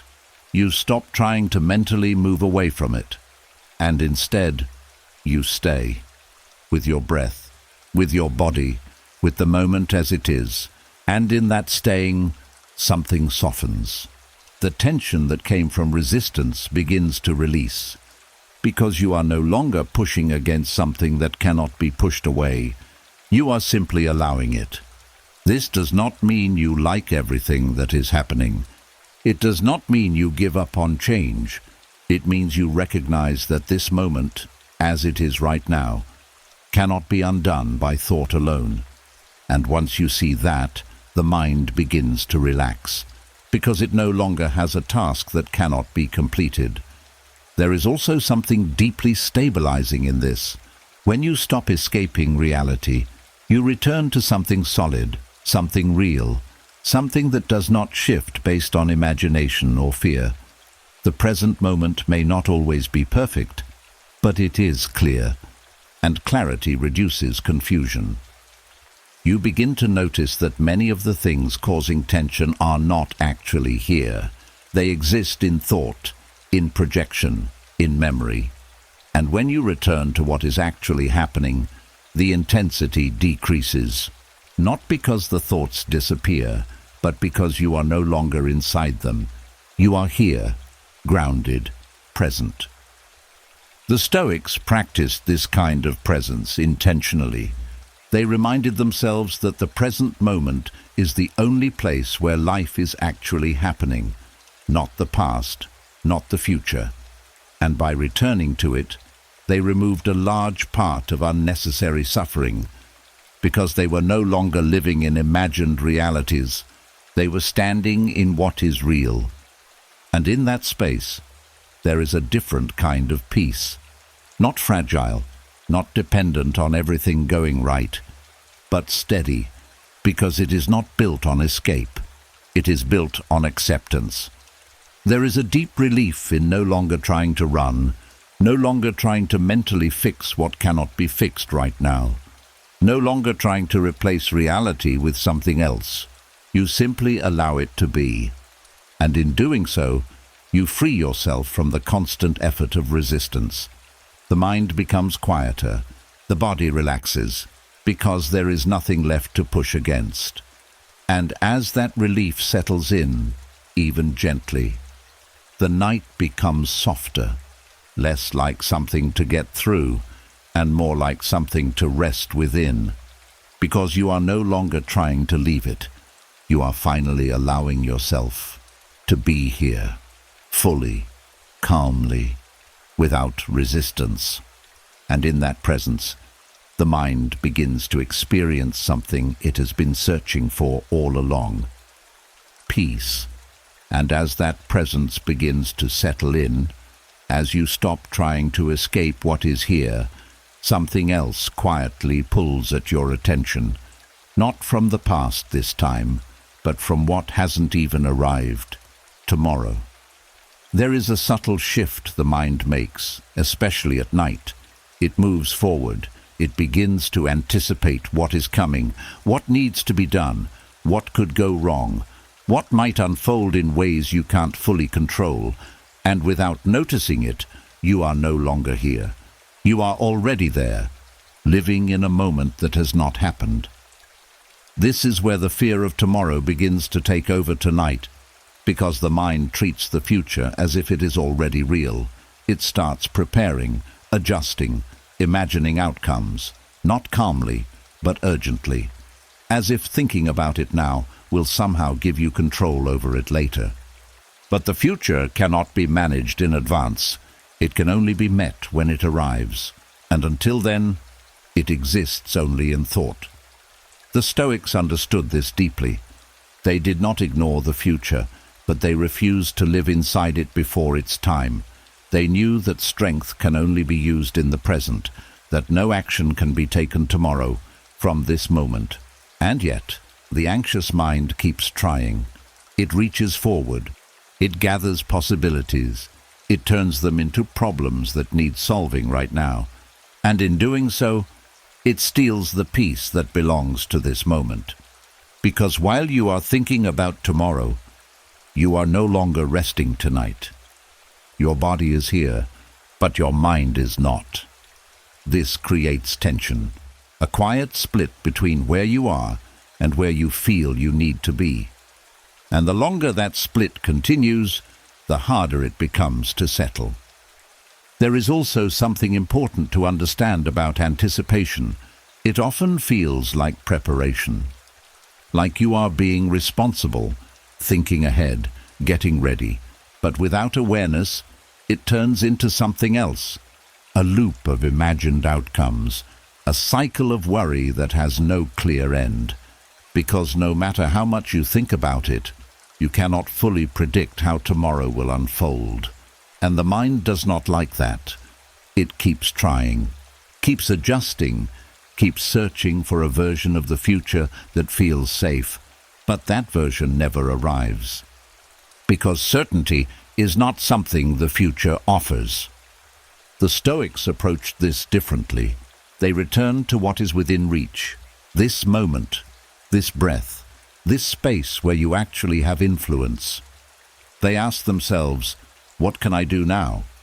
And often the answer was simple: rest, let go, prepare only what can be prepared in this moment, and leave the rest for when it becomes real. This is where attention begins to return, not forced, but guided. You notice when the mind moves forward, you gently bring it back. Not with frustration, but with clarity. Because there is nothing to solve there, yet. There is only something to experience here. And as you return, something begins to settle. The tension softens, the urgency fades, because you are no longer trying to live in two places at once. You are here, fully.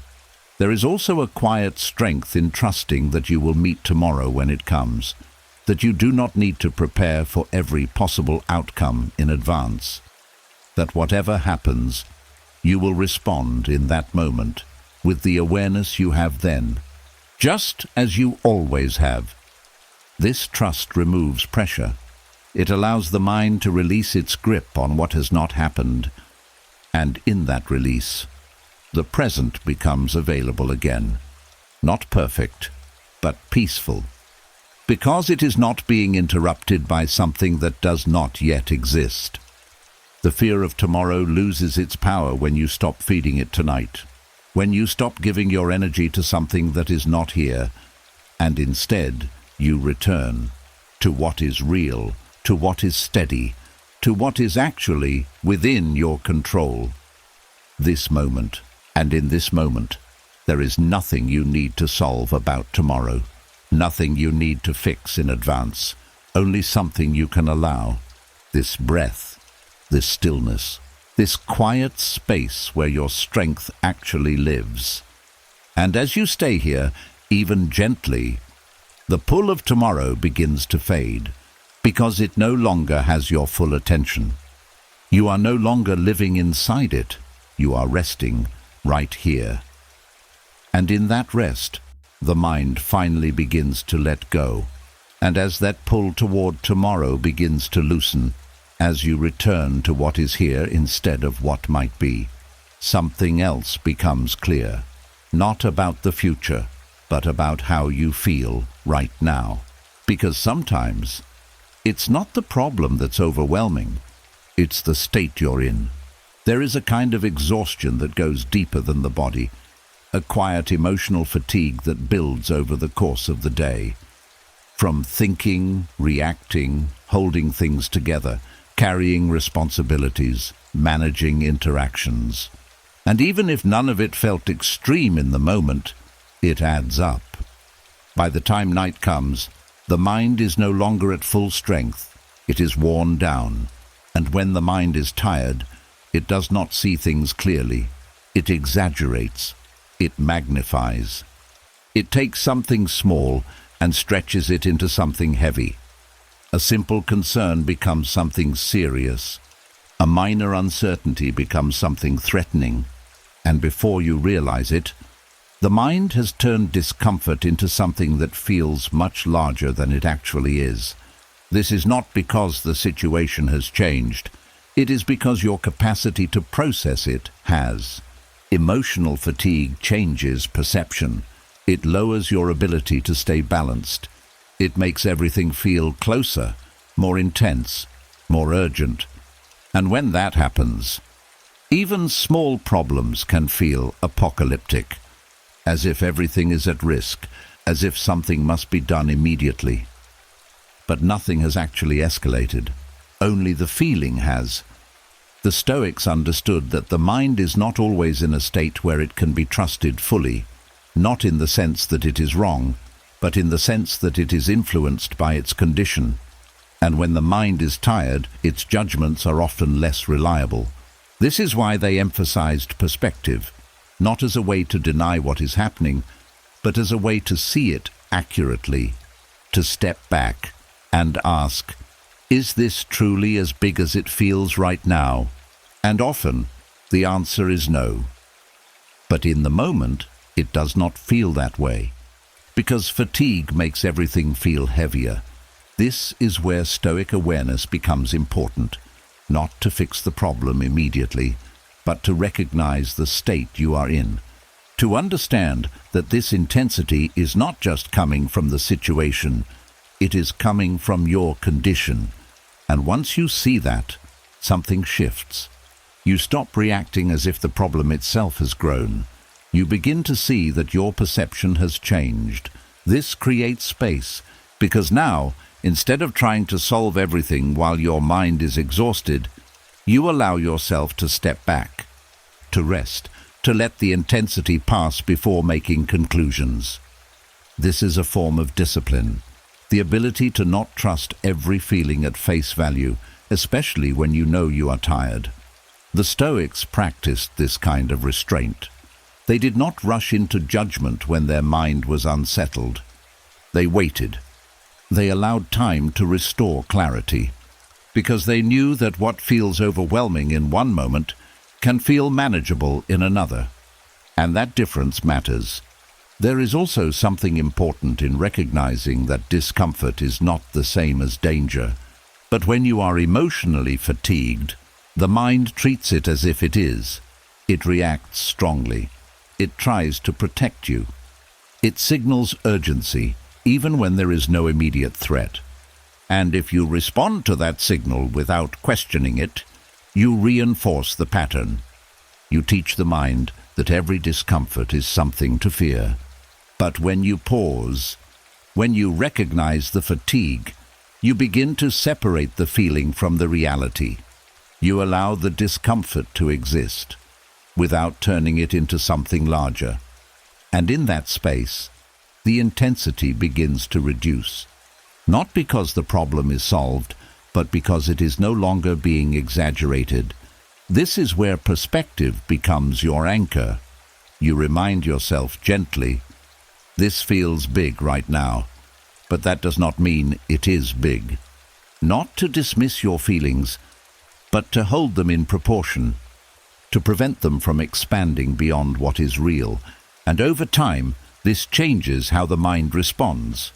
It becomes less reactive, less dramatic, more steady, because it learns that not every feeling needs to be followed. Not every discomfort needs to be turned into a crisis. And as that steadiness grows, The night becomes easier to move through, because you are no longer overwhelmed by every small thing. You are seeing more clearly, responding more calmly, allowing things to be what they are, without turning them into something they are not. And in that clarity, the mind begins to rest. Not because everything is perfect, but because nothing is being exaggerated. Everything is simply in its place, and that is enough for peace to return. And as that perspective begins to steady you, as you stop turning every feeling into a crisis, something even deeper quietly comes into view. Not about what feels big, but about what feels unfinished. The need to know how it all ends. There is a subtle tension that lives beneath many anxious thoughts, a pull towards certainty, a quiet demand that things must make sense, fully, clearly, completely, that every path should have a visible destination, that every situation should come with an ending you can understand before it even begins. And when that ending is not visible, the mind becomes restless. It searches, it questions, it tries to connect every piece, predict every turn, complete every story before it unfolds. But life does not reveal itself that way, and this is where anxiety begins to tighten. Because the mind is asking for something it cannot be given right now. A final answer, a complete picture, a guarantee of how things will turn out. But the future is not something you can see from this moment. It is something you walk into, step by step, and when the mind tries to see the whole path at once, it becomes overwhelmed, because there is too much unknown, too much that has not been revealed, too much that cannot be controlled. The Stoics understood this deeply. They did not try to force clarity where it did not exist. They accepted that much of life unfolds without full visibility, that you are not meant to know everything in advance, and instead of resisting that, they trained themselves to be comfortable within it. This is a different kind of strength. Not the strength of knowing everything, but the strength of not needing to. There is a quiet freedom in this, because when you stop demanding a complete answer, the pressure begins to lift. The mind no longer has to search endlessly. It no longer has to connect every possibility. It can rest, even in uncertainty. This does not mean you stop thinking or planning. It means you recognize the limits of what can be known right now. You prepare what you can. You act where you are able, and you allow the rest to remain open. This is where Stoic calm begins to form. Not in having everything figured out, but in trusting that clarity will come when it is needed, that you do not have to see the entire path to take the next step. There is also something important in understanding why the mind clings to endings. Because endings feel safe, they feel complete. They remove uncertainty. They give you a sense of control. But chasing that sense of control before it is available creates tension, because the mind keeps reaching for something that is not there yet. And the more it reaches, the more restless it becomes. But when you allow things to remain unfinished, something shifts. The mind begins to relax, not completely, but enough. Enough to stop searching constantly, enough to stay present, without needing the full picture.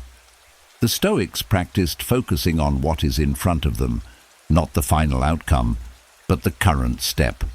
They understood that life is not experienced all at once. It is lived in moments, and each moment only requires what belongs to it, nothing more.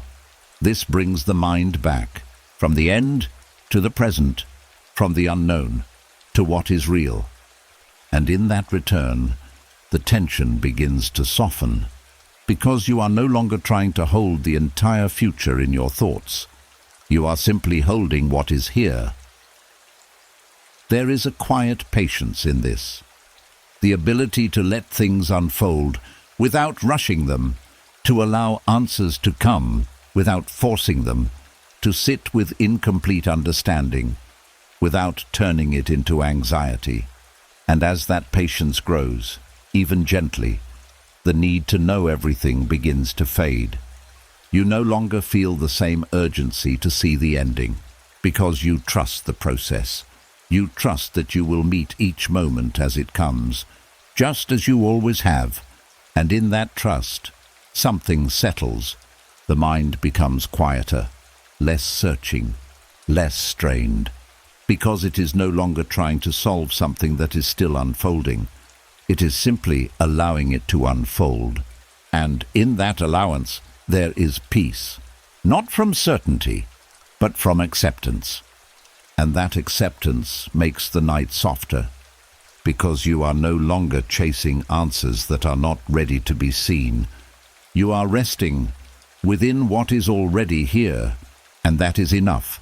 And as that need for complete answers begins to loosen, as you learn to live without seeing the whole path at once, something even more intimate begins to surface, not about what you don't know, but about who you are when nothing is left to hide behind, because there is a moment the night creates that the day rarely allows. A moment where everything external fades, the roles you play, the things you do, the way you present yourself to others. All of it becomes quiet, and what remains is just you, unfiltered, uncovered. This can feel unfamiliar, even unsettling, because during the day identity is reinforced through action, through interaction, through movement. You know who you are based on what you are doing, what you are achieving, how you are responding to the world. But at night, all of that is stripped away. There is nothing to perform, nothing to prove, nothing to distract you. And in that stillness, you come face to face with yourself. Not the version shaped by roles, but the one beneath them. This is what can feel like spiritual exposure. Not in a dramatic sense, but in a quiet, undeniable way. A sense that there is nothing between you and your own awareness. No buffer, no mask, just presence. And if you are not used to this, it can feel intense, because the mind is no longer occupied with the outside world. It turns inward, and what it finds is not always clear. Sometimes it feels empty. Sometimes it feels uncertain. Sometimes it feels like there is something you don't fully understand about yourself, and that can create discomfort, a feeling of being exposed without knowing what you are being exposed to. The instinct is to move away from this, to fill the space again, to return to distraction, because facing yourself without structure can feel like standing in unfamiliar territory. But the Stoics saw this moment differently. They did not see it as something to avoid. They saw it as something valuable, because when everything external falls away, what remains is the only thing that truly belongs to you. Your character, your inner state, your awareness. And instead of fearing that, they leaned into it, not with judgment, but with steadiness. They understood that discomfort in this space does not mean something is wrong. It means something is being revealed, something that has always been there, but has not been fully seen. This is where their philosophy becomes grounding. They focused on what is within their control, not their roles, not their image, but their thoughts, their actions, their principles.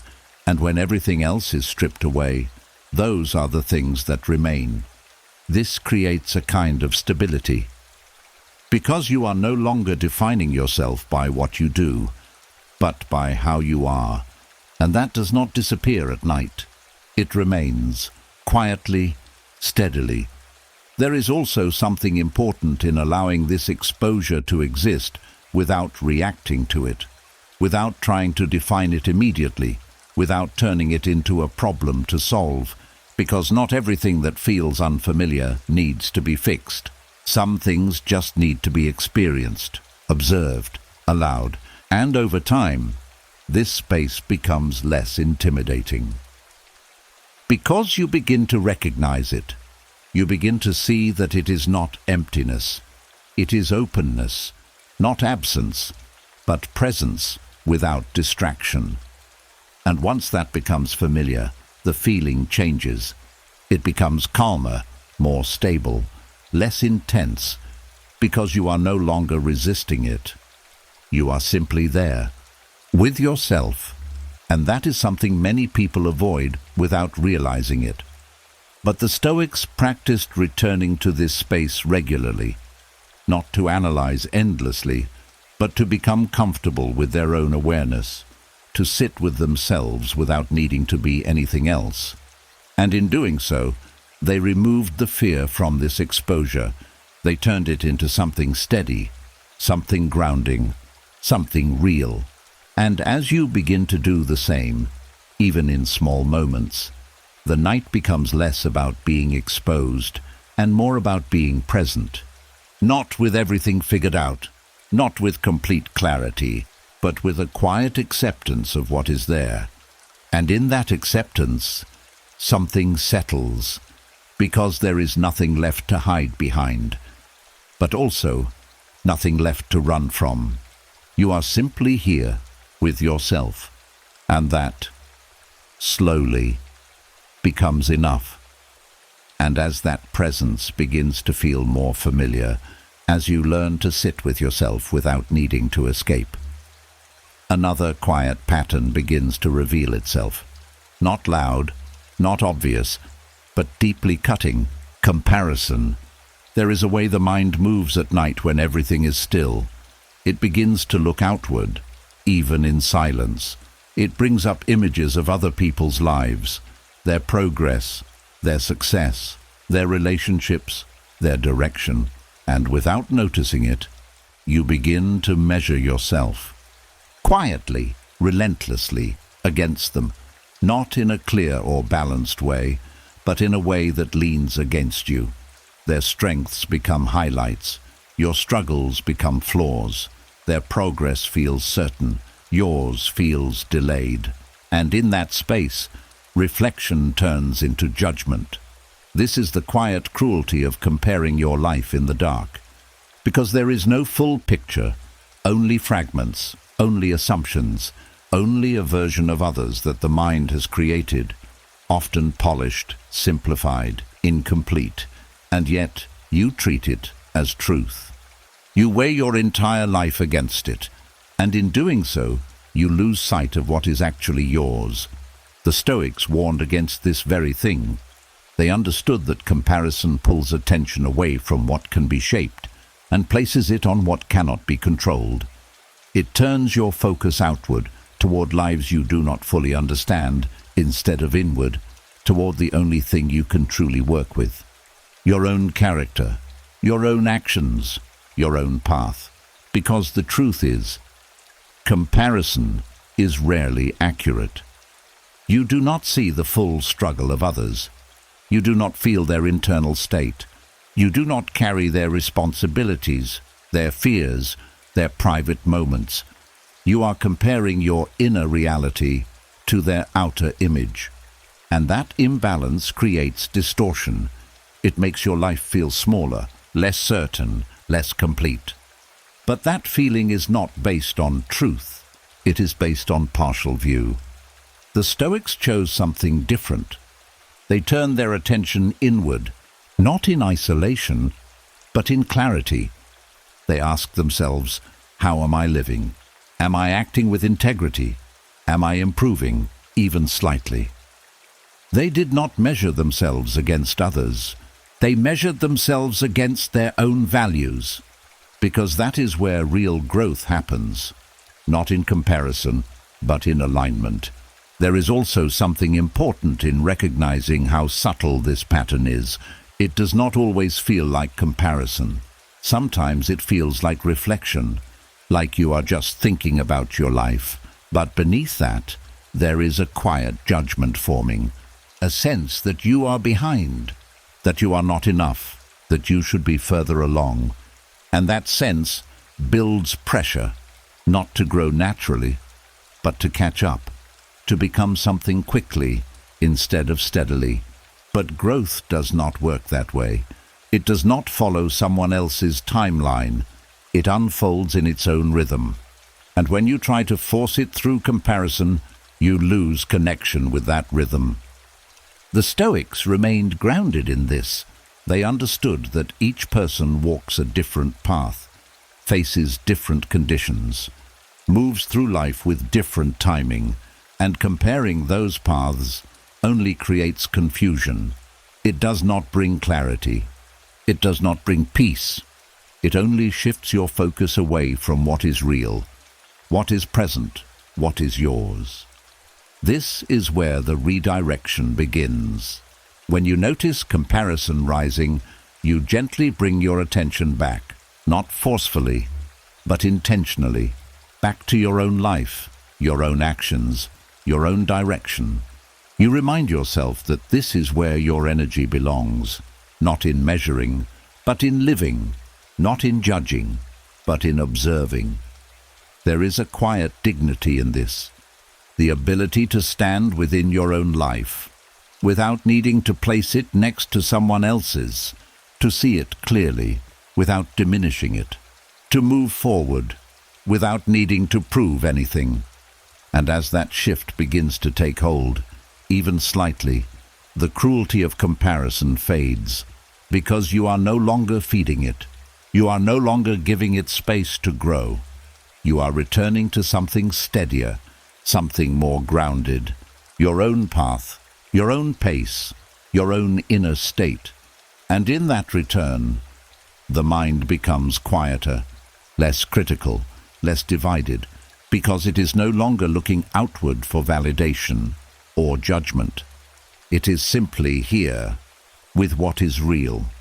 And in that space, something settles, not because everything is perfect, but because nothing is being compared. Everything is simply allowed to be what it is. And that is where peace begins to deepen.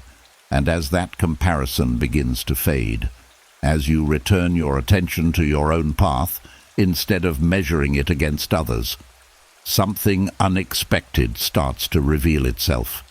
Not something to fight, but something to understand.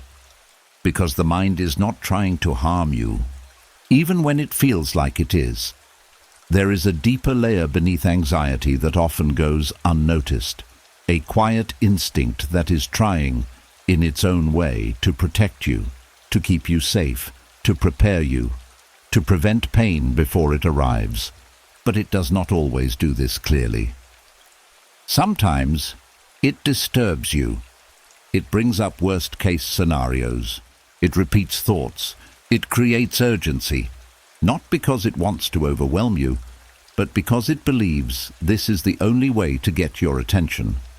This is where anxiety begins as misguided self-protection. The mind sees a possible threat, real or imagined, and it reacts. It amplifies it. It turns up the intensity so you won't ignore it. So you'll do something, think harder, prepare more, stay alert. In its own way, it is trying to help. But the method creates tension, because what was meant to protect ends up exhausting. The more the mind tries to guard against every possibility, the less it rests.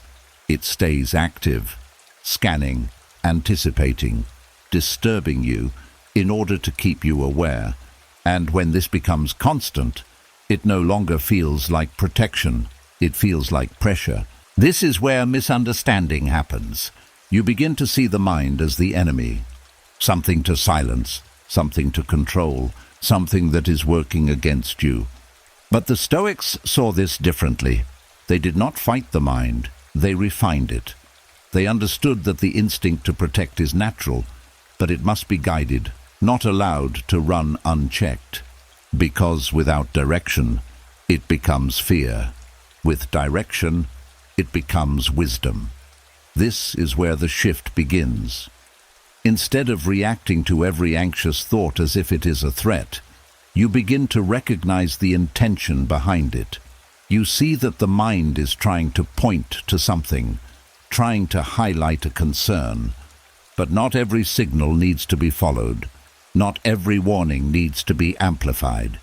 You begin to ask, is this something I can act on right now? If the answer is yes, you act. Simply, clearly, without panic. If the answer is no, you acknowledge it, and you let it be. Because there is nothing to protect in this moment. This is how the instinct is refined. It is no longer allowed to disturb you endlessly. It is guided into something useful, something calm, something grounded. The Stoics practiced this kind of discipline. They did not ignore potential problems, but they did not let them take over their mind either. They examined them, reduced them to what was real, and responded only where action was possible. Everything else they released. This creates balance, because the mind is no longer trying to protect you from everything, only from what matters. There is also something important in understanding that the intensity of anxiety does not reflect the level of danger.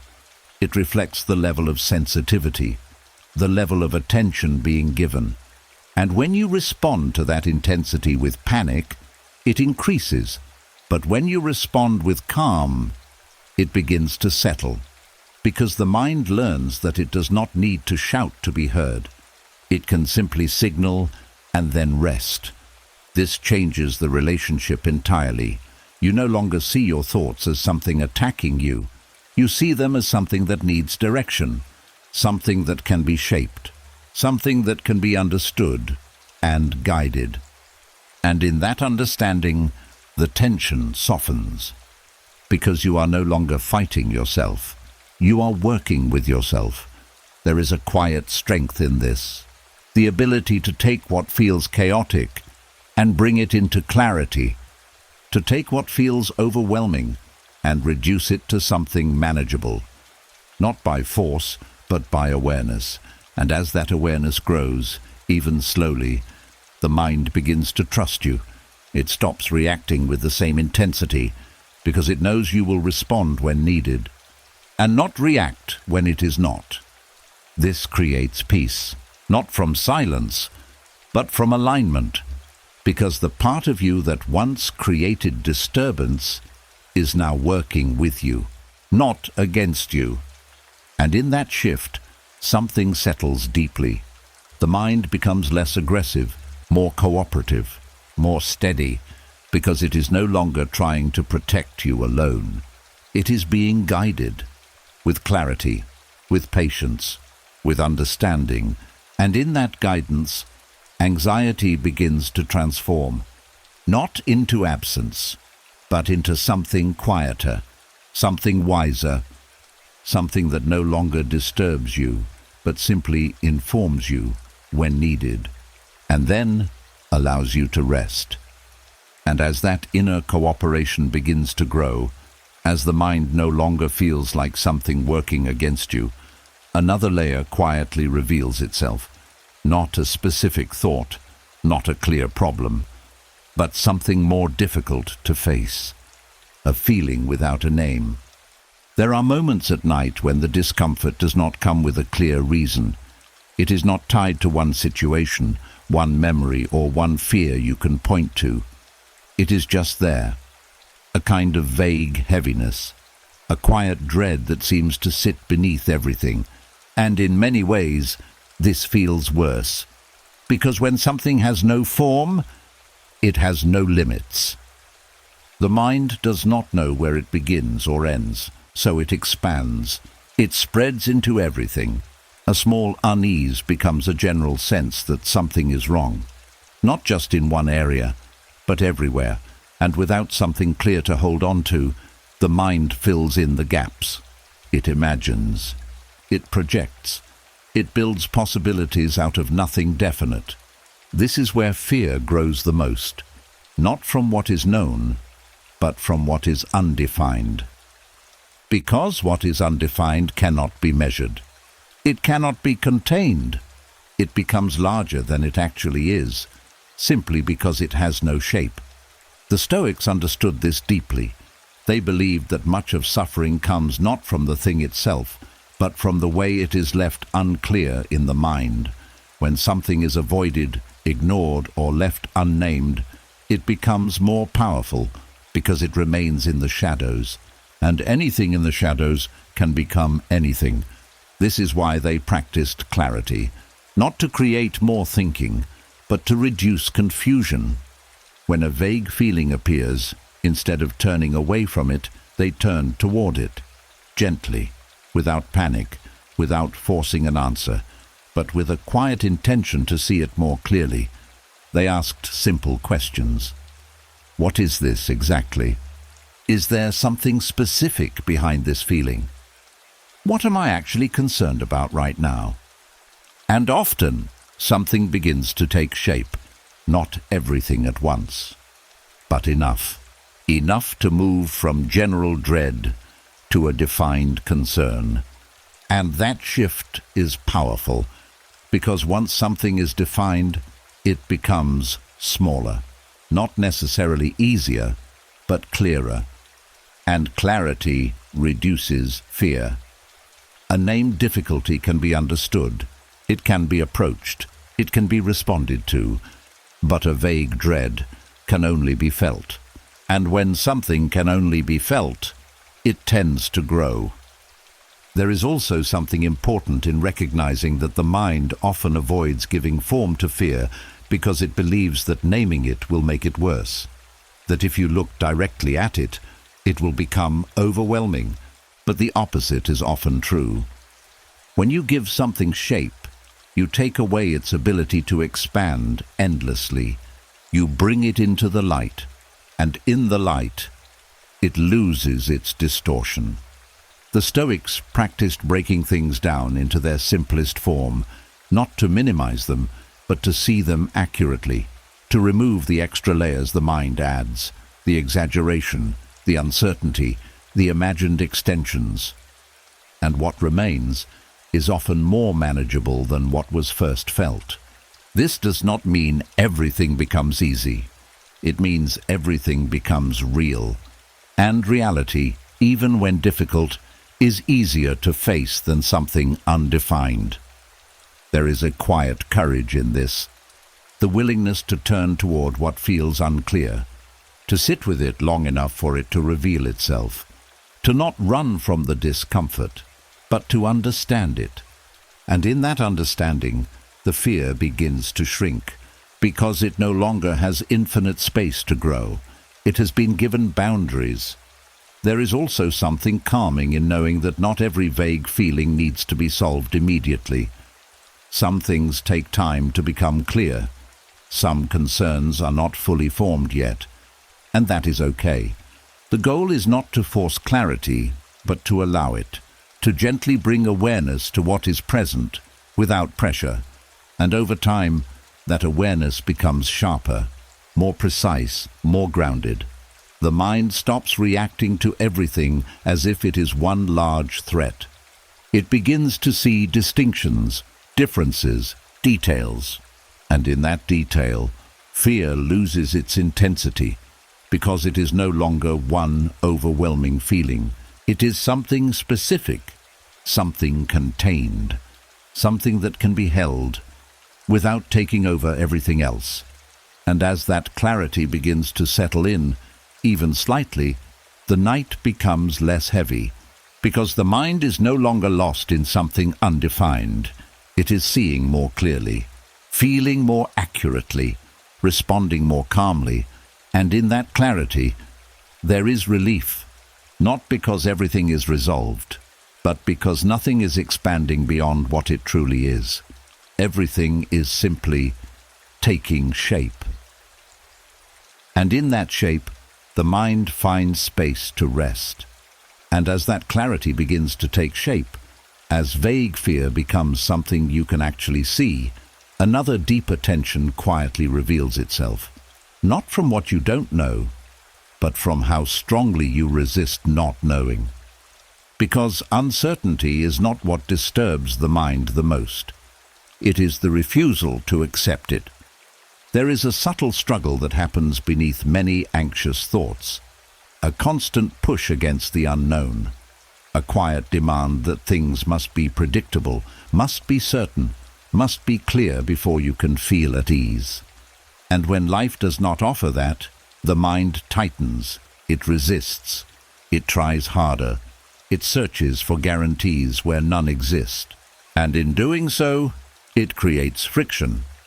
This is where the inner storm begins, not because uncertainty is overwhelming, but because the mind is fighting it, trying to remove it, trying to control it, trying to replace it with something solid. But uncertainty is part of life. It cannot be eliminated. And the more you push against it, the more energy you lose, the more tension you create, the more restless the mind becomes. The Stoics understood this clearly. They did not try to remove uncertainty. They accepted it, not passively, but fully. They saw that unpredictability is not a flaw in life. It is part of its nature. That not knowing is not something to fear, but something to work with. And instead of resisting it, they aligned with it. This is where the storm begins to settle, because the moment you stop fighting uncertainty, the friction reduces, the pressure softens. The mind no longer has to struggle against something that cannot be changed. There is a quiet shift that happens here. You move from "this must be certain" to "this is uncertain," and that is okay. Not because it feels comfortable immediately, but because you recognize that comfort does not come from forcing certainty. It comes from allowing what is already true. There is also something important in understanding that uncertainty itself is neutral. It does not carry meaning. It does not predict outcome. It simply means that the future has not yet been revealed. But the mind often fills that space with negative assumptions. It imagines the worst. It prepares for failure. It treats the unknown as something dangerous. And when you resist uncertainty while also fearing it, the intensity doubles. But when you accept it, something changes. The fear has less space to grow, because you are no longer feeding it with resistance. The Stoics practiced focusing on what is within their control and releasing what is not. And uncertainty belongs to what is not. You cannot control how everything will unfold. You cannot guarantee outcomes, but you can control how you meet what comes. And that is where your strength lies, not in predicting the future, but in responding to it. And when you trust that, even slightly, the need to control uncertainty begins to fade. You no longer feel the same urgency to know everything, because you know you will handle it when it arrives. This creates a different kind of calm. Not the calm of certainty, but the calm of acceptance. The kind that does not depend on knowing, but on allowing. Allowing things to unfold, allowing outcomes to reveal themselves, allowing yourself to remain steady. Even when things are not fully clear, there is a quiet freedom in this, because you are no longer trapped in the effort of trying to control what cannot be controlled. You are no longer creating internal resistance. You are simply moving with what is. And as that resistance fades, the storm inside begins to quiet. Not because uncertainty has disappeared, but because it is no longer being fought. It is being accepted. And in that acceptance, the mind becomes lighter, less tense, more at ease, because it is no longer pushing against something it cannot change. It is simply allowing life to be what it is, uncertain, unfolding, and still manageable. And in that understanding, something settles deeply, a calm that is not fragile, a steadiness that does not depend on certainty, a quiet peace that remains, even when the future is unknown, because the fight is over, and without the fight, the storm has nothing left to fuel it. So it begins to fade. And as that resistance begins to dissolve, as you stop fighting uncertainty and allow life to unfold, another quiet habit reveals itself, not just resisting the future, but living inside it before it even arrives. There is a subtle way the mind moves when it is anxious. It doesn't just think about what might happen. It feels it, as if it already has. A situation has not occurred yet, but you are already experiencing the disappointment, the fear, the loss, the discomfort. You walk through scenarios that are not real, but your body reacts as if they are happening now. And slowly, without noticing, you begin to suffer. Not from reality, but from imagination. This is the habit of mentally living in future pain. It feels like preparation, like you are getting ready for what might come, like you are protecting yourself from being caught off guard. But what is actually happening is that you are experiencing the pain twice. Once in your mind, and then again if it ever happens. And often, it never does. But the suffering still occurred. The Stoics were very clear about this. They understood that imagined suffering is still suffering, that the mind does not fully distinguish between what is real and what is vividly imagined. And when you step into future pain, the emotional weight is real, even if the event is not. This is why they warned against it, not because thinking about the future is wrong, but because living inside it prematurely creates unnecessary burden. There is a difference between preparing and pre-living. Preparation is calm, limited, focused. Pre-living is emotional, repetitive, draining. One helps you, the other exhausts you. At night, this becomes stronger because the mind is more open, more sensitive, less distracted. And when a thought about the future appears, it is easier to follow it, to step into it, to let it unfold fully in your imagination. And once you are inside it, it feels real. The fear feels real. The sadness feels real. The pressure feels real. But nothing is actually happening. This is where Stoic awareness becomes grounding. Not to stop the thought, but to recognize what is happening. To gently remind yourself, this is not happening now. Not to dismiss it, but to place it in its proper time, because what you are feeling belongs to a moment that has not arrived, and bringing it into the present creates unnecessary suffering. There is also something important in understanding why the mind does this. It believes that by experiencing the pain early, it will reduce the impact later. That if you feel it now, you will be more prepared. But this is an illusion, because emotional pain does not work that way. Feeling it in advance does not remove it from the future. It only adds more of it to the present. The Stoics approached this differently. They allowed themselves to consider the future, but without stepping into it emotionally. They kept a boundary. They saw possibilities, but did not live inside them. They stayed here, grounded, present. And when the time came, they responded then, with clarity, with strength, not with exhaustion from having already lived through it mentally. This creates a different relationship with the future. You are aware of it, but not consumed by it. You can think about it, but not feel it prematurely. You allow it to remain where it belongs, ahead, not here. And in that separation, something begins to shift. The emotional weight decreases, the intensity softens, because you are no longer carrying something that does not belong to this moment. There is a quiet discipline in this, the ability to notice when the mind starts to move forward and gently bring it back, not with force, but with understanding. Because there is nothing to gain from suffering early, nothing to solve by feeling pain that has not arrived, only something to lose: your peace, your energy, your rest. And when you see that clearly, the habit begins to weaken. You no longer follow every future scenario. You no longer step into every imagined outcome.